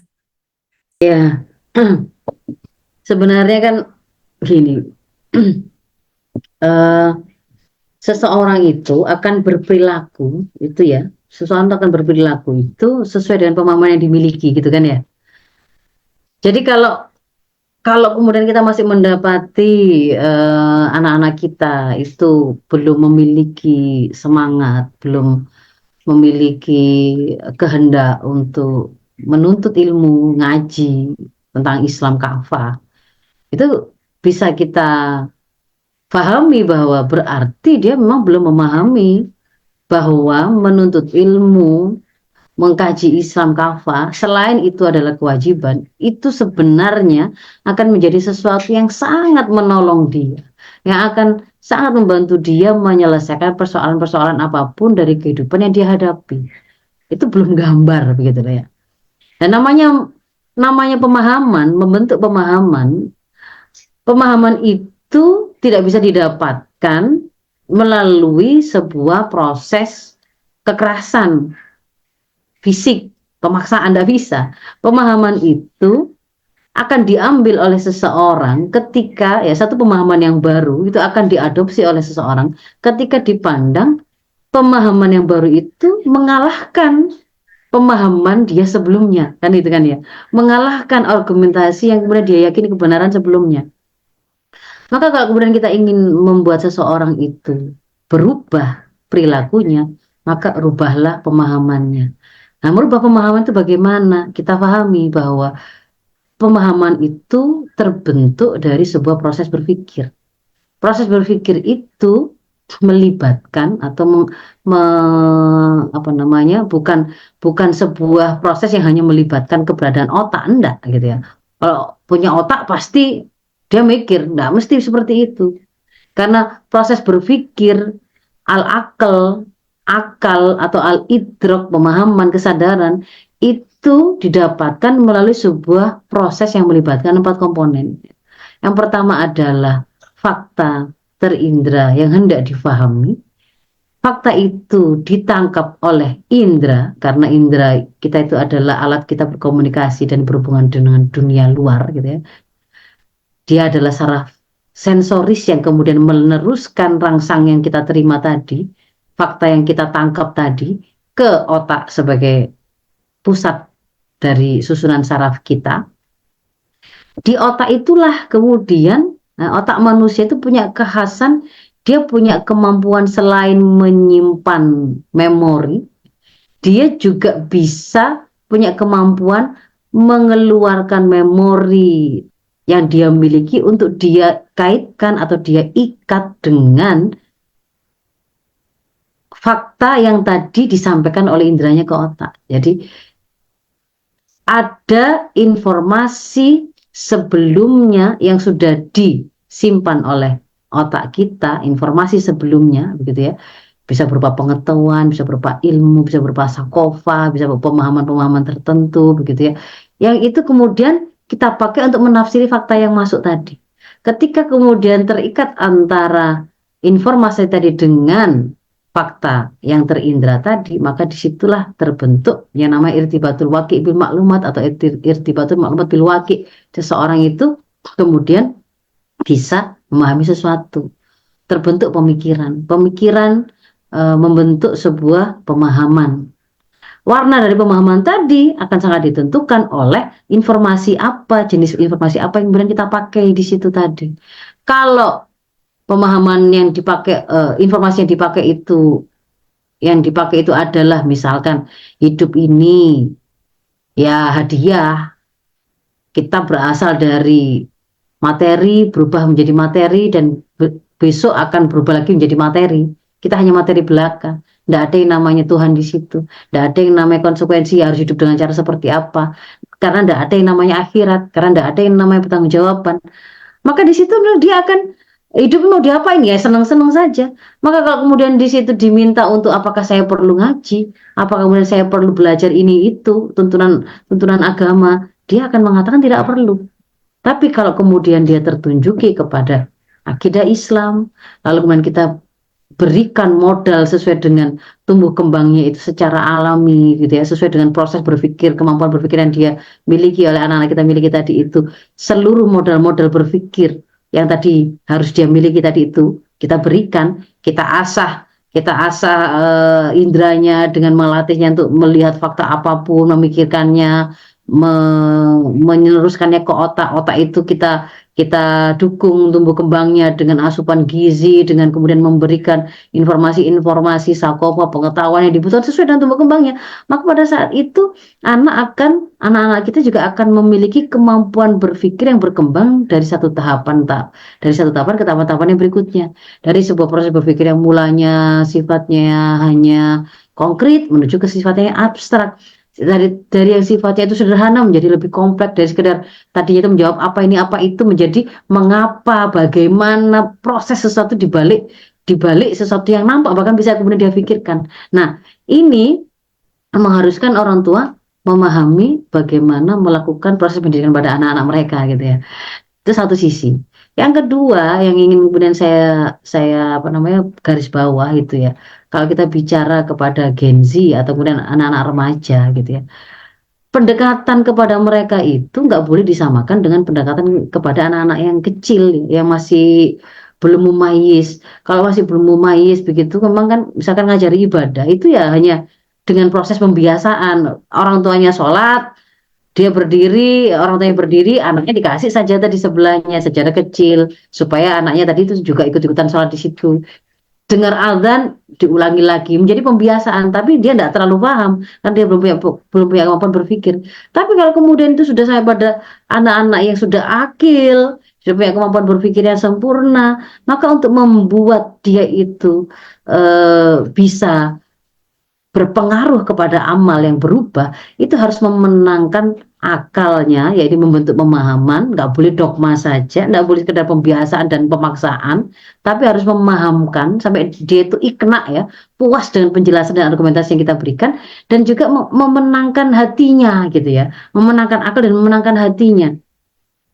Ditambah dengan orang tua itu memiliki posisi yang didengar, yang berpengaruh kepada anak-anaknya. Bagaimana kemudian bisa menjadi orang tua yang berpengaruh atau pendidik yang berpengaruh? Satu, itu dia harus dekat. Dia harus memiliki kedekatan. Nah, dengan kedekatan juga ada momentumnya gitu loh Mbak Ika. Kedekatan itu nggak bisa dipaksakan.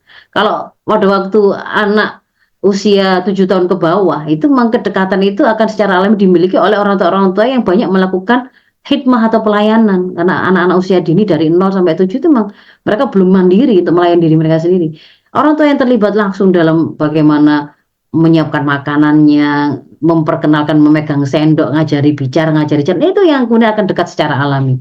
Kalau itu diabaikan, maka para orang tua sudah mulai kehilangan momentum kedekatan awal, yang itu sebenarnya merupakan privilege atau keistimewaan mereka. Orang lain sebenarnya pada saat itu tuh susah untuk dekat, mereka yang lebih mudah untuk dekat. Nah berikutnya 7 tahun kedua ini kan sudah mulai mumayyiz ini kan ya. Kalau Imam Ali mengatakan ini waktunya menawan anak-anak dalam kedisiplinan, anak-anak kita dalam kedisiplinan. Karena kita sudah mulai mengajarkan tentang bagaimana syariah itu, bagaimana kemudian mereka dikenakan hukum-hukum. Setelah akidah tadi itu sudah kita tanamkan gitu ya. Ini sudah mulai kemudian kita perkenalkan tentang tentang Allah yang mereka yakini tadi, yang sangat mencintai mereka itu memerintahkan apa? Oh, sholat. Kita kemudian menawan mereka dalam kedisiplinan untuk bisa sholat. Mulai dari apa namanya pendekatan pemahamannya, mulai dari kalimat-kalimat bahasa yang melibatkan variasi kecerdasan berbahasa orang tua. Jadi nggak cuma ayo sholat, nanti kalau nggak sholat masuk neraka, nggak kayak gitu, tetapi yang menggugah rasanya, menggugah pemikirannya. Kadang-kadang itu dalam bentuk doa, kadang-kadang dalam bentuk harapan, kadang-kadang dalam bentuk rasa ungkapan sedih kalau melihat anak yang tidak sholat, dan seterusnya begitu ya. Itu juga ada kedekatannya. Kedekatan pada tahapan yang kedua ini itu akan secara alami juga dimiliki oleh mereka-mereka yang terlibat dalam proses menginstal pemahaman tadi, membentuk kepribadian Islam sang anak tadi. Nah, itu mengharuskan dia juga harus bisa jadi teladan. Jadi sebelum dia ngajari kan dia harus jadi gurunya. Dia harus, para orang tua itu berarti harus menjadi pelaku dari setiap apa yang dia ajarkan. Itu diantara yang akan membuat orang tua atau pendidik itu menjadi sosok yang berpengaruh, dekat, bisa diteladani, dan kemudian apa namanya, dia bisa membimbing anak-anak itu pada usia itu untuk menemukan solusi atas persoalan-persoalan yang mereka hadapi, problem solving. Ya. Ketika mereka dibully temannya, orang tua hadir. Ketika kemudian mereka itu memiliki kesempatan berprestasi, orang tua juga di situ ikut senang, bangga. Kalau kemudian orang tua itu banyak yang melewatkan hal ini, misalkan dua golden moment ini tadi ya, pada waktu anak mendapatkan masalah, menghadapi kesedihan, atau pada waktu anak mendapatkan memiliki prestasi, ingin berbagi kebahagiaan, ternyata orang tuanya mungkin misalkan sibuk, tidak pernah ada. Ya mereka juga akan melewatkan sebuah momentum untuk dekat secara alami gitu ya. Nah, padahal itu dibutuhkan nanti untuk satu saat nanti ada level bahwa kita harus tegas, harus tegas. Nah, ketika kemudian kita itu tidak tegas, ketika kita tidak dekat, kita akan sulit untuk tegas. Wong belum tegas saja anak saya itu sudah mogokan gitu ya. Kalau saya tegas sih, wah jangan-jangan minggat. Itu karena kita insecure dengan kedekatan kita. Kalau kita dekat, kita akan merasa yakin bahwa anak saya itu bisa memahami ketika saya menunjukkan ekspresi tidak suka, bukan karena saya tidak suka pada dia. Itu ekspresi sayang. Kalau kemudian satu saat kalimat saya tinggi, itu juga bukan karena dia benci, orang tua saya benci pada saya. Itu ekspresi sayang. Itu karena sudah ada kedekatan begitu loh. Nah, jadi itu beberapa catatan ya. Kalau kemudian kita menginginkan kita bisa mempengaruhi Gen Z saya pada tataran amal.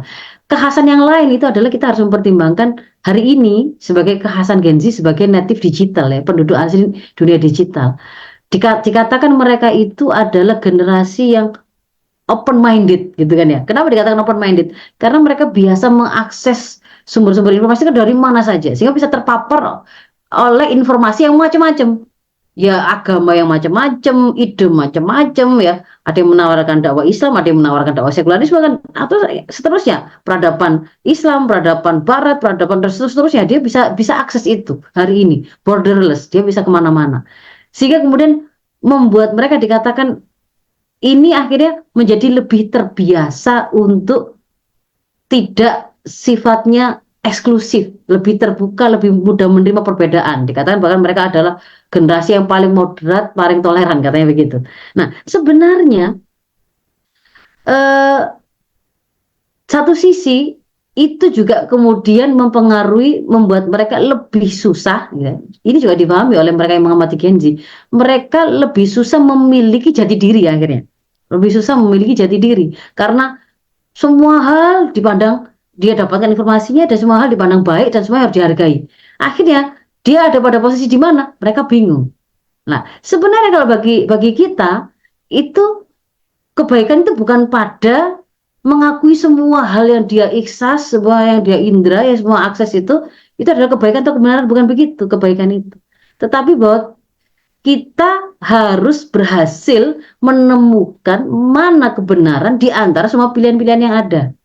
Nah, cuman pendekatannya itu berarti adalah karena Gen Z adalah generasi yang sangat sangat mudah untuk mendapatkan informasi, mengakses informasi dari mana saja, maka yang menjadi kewajiban bagi kita kalau kita ingin memenangkan pemahamannya Gen Z adalah kita harus bisa memberikan argumentasi yang bisa mengalahkan semua argumentasi-argumentasi yang lain sampai kemudian bisa membuat dia bisa melihat, oh ya memang itulah yang benar, begitu loh.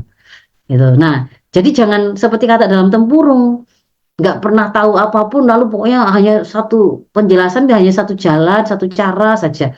Contoh ya itu saja. Padahal si Gen Z-nya itu misalkan gini ya, yang kita tahu pokoknya semua berbau Korea, kafir, wah itu berarti nggak bagus.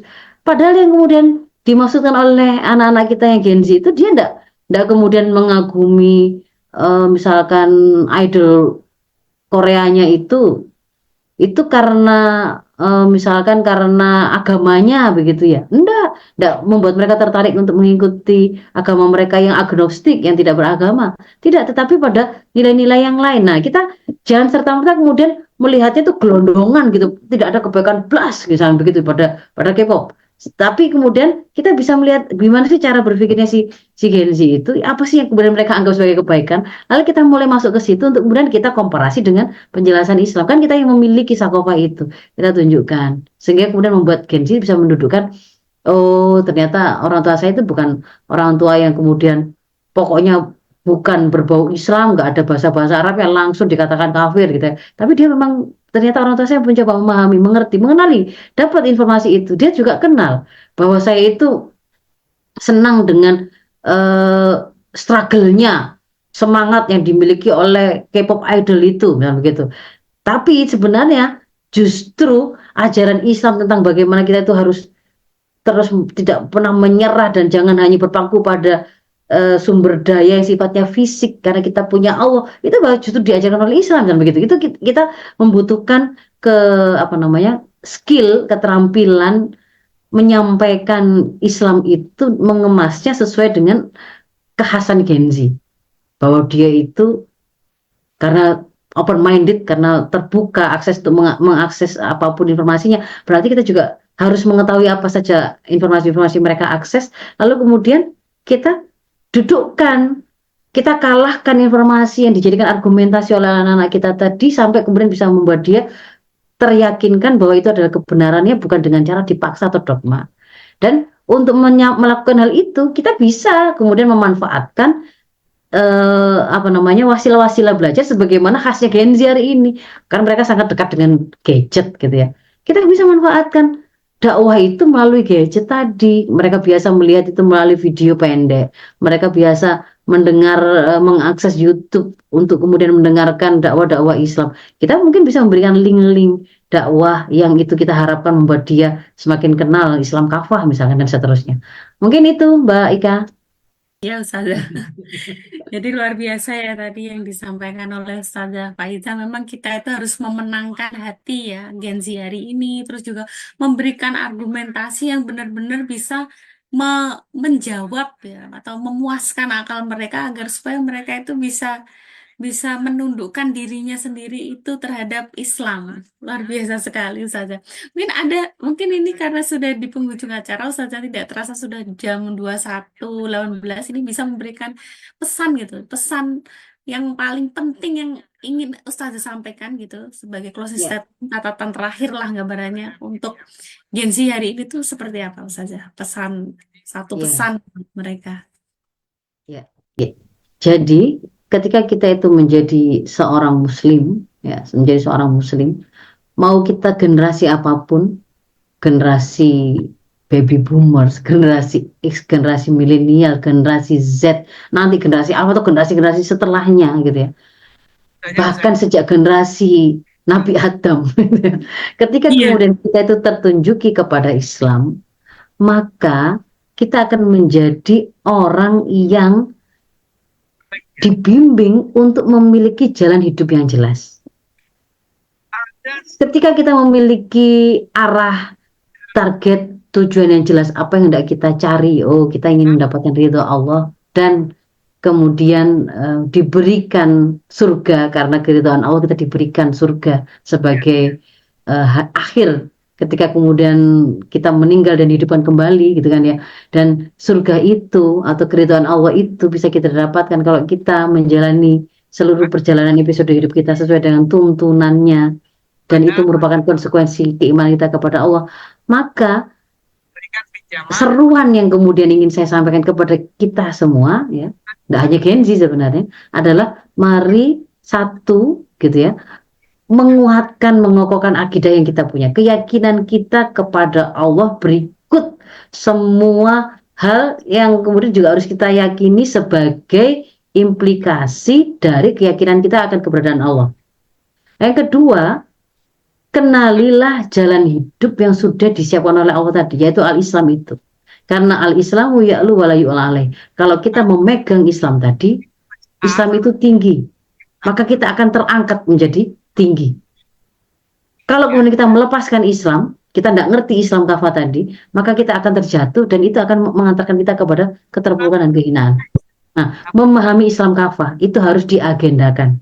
Artinya ngaji itu harus dialokasikan waktunya, disengaja, bukan waktu sisa-sisa, bukan kalau sempat, nggak begitu. Tetapi keluarga muslim manapun, seorang muslim manapun harus menyengaja dari waktu yang dia punya, itu harus ada alokasi, saya mau memahami Islam kafah. Karena Islam kafah itulah way of life saya. Kalau saya tidak mengenali way of life saya akan menjadi orang yang akhirnya nggak tahu apa yang sebenarnya saya cari, bagaimana saya melakukan apa yang harus saya lakukan untuk meraih apa yang saya cari tadi. Jadilah kita akan menjadi generasi galau. Tapi kalau saya tahu bagaimana Islam sebagai way of life saya tadi, maka kita tidak akan pernah menjadi generasi yang galau. Begitu. Saya kira Iya, mungkin itu iya, closing statement ya yang menjadi seruan dan iya. nasihat untuk kita semua. Saya mohon maaf Baik kalau ada hal yang kurang berkenan. Afu minkum ihdinas siratal mustaqim. Assalamualaikum warahmatullahi wabarakatuh.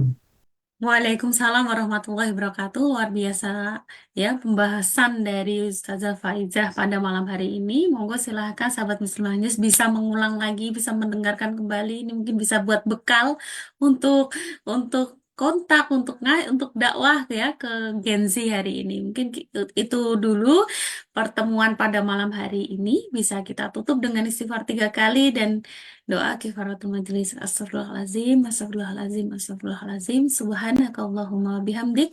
Asyhadu an la ilaha illa anta. Astaghfiruka wa atubu ilaik. Walafu minkum. Wassalamualaikum warahmatullahi wabarakatuh.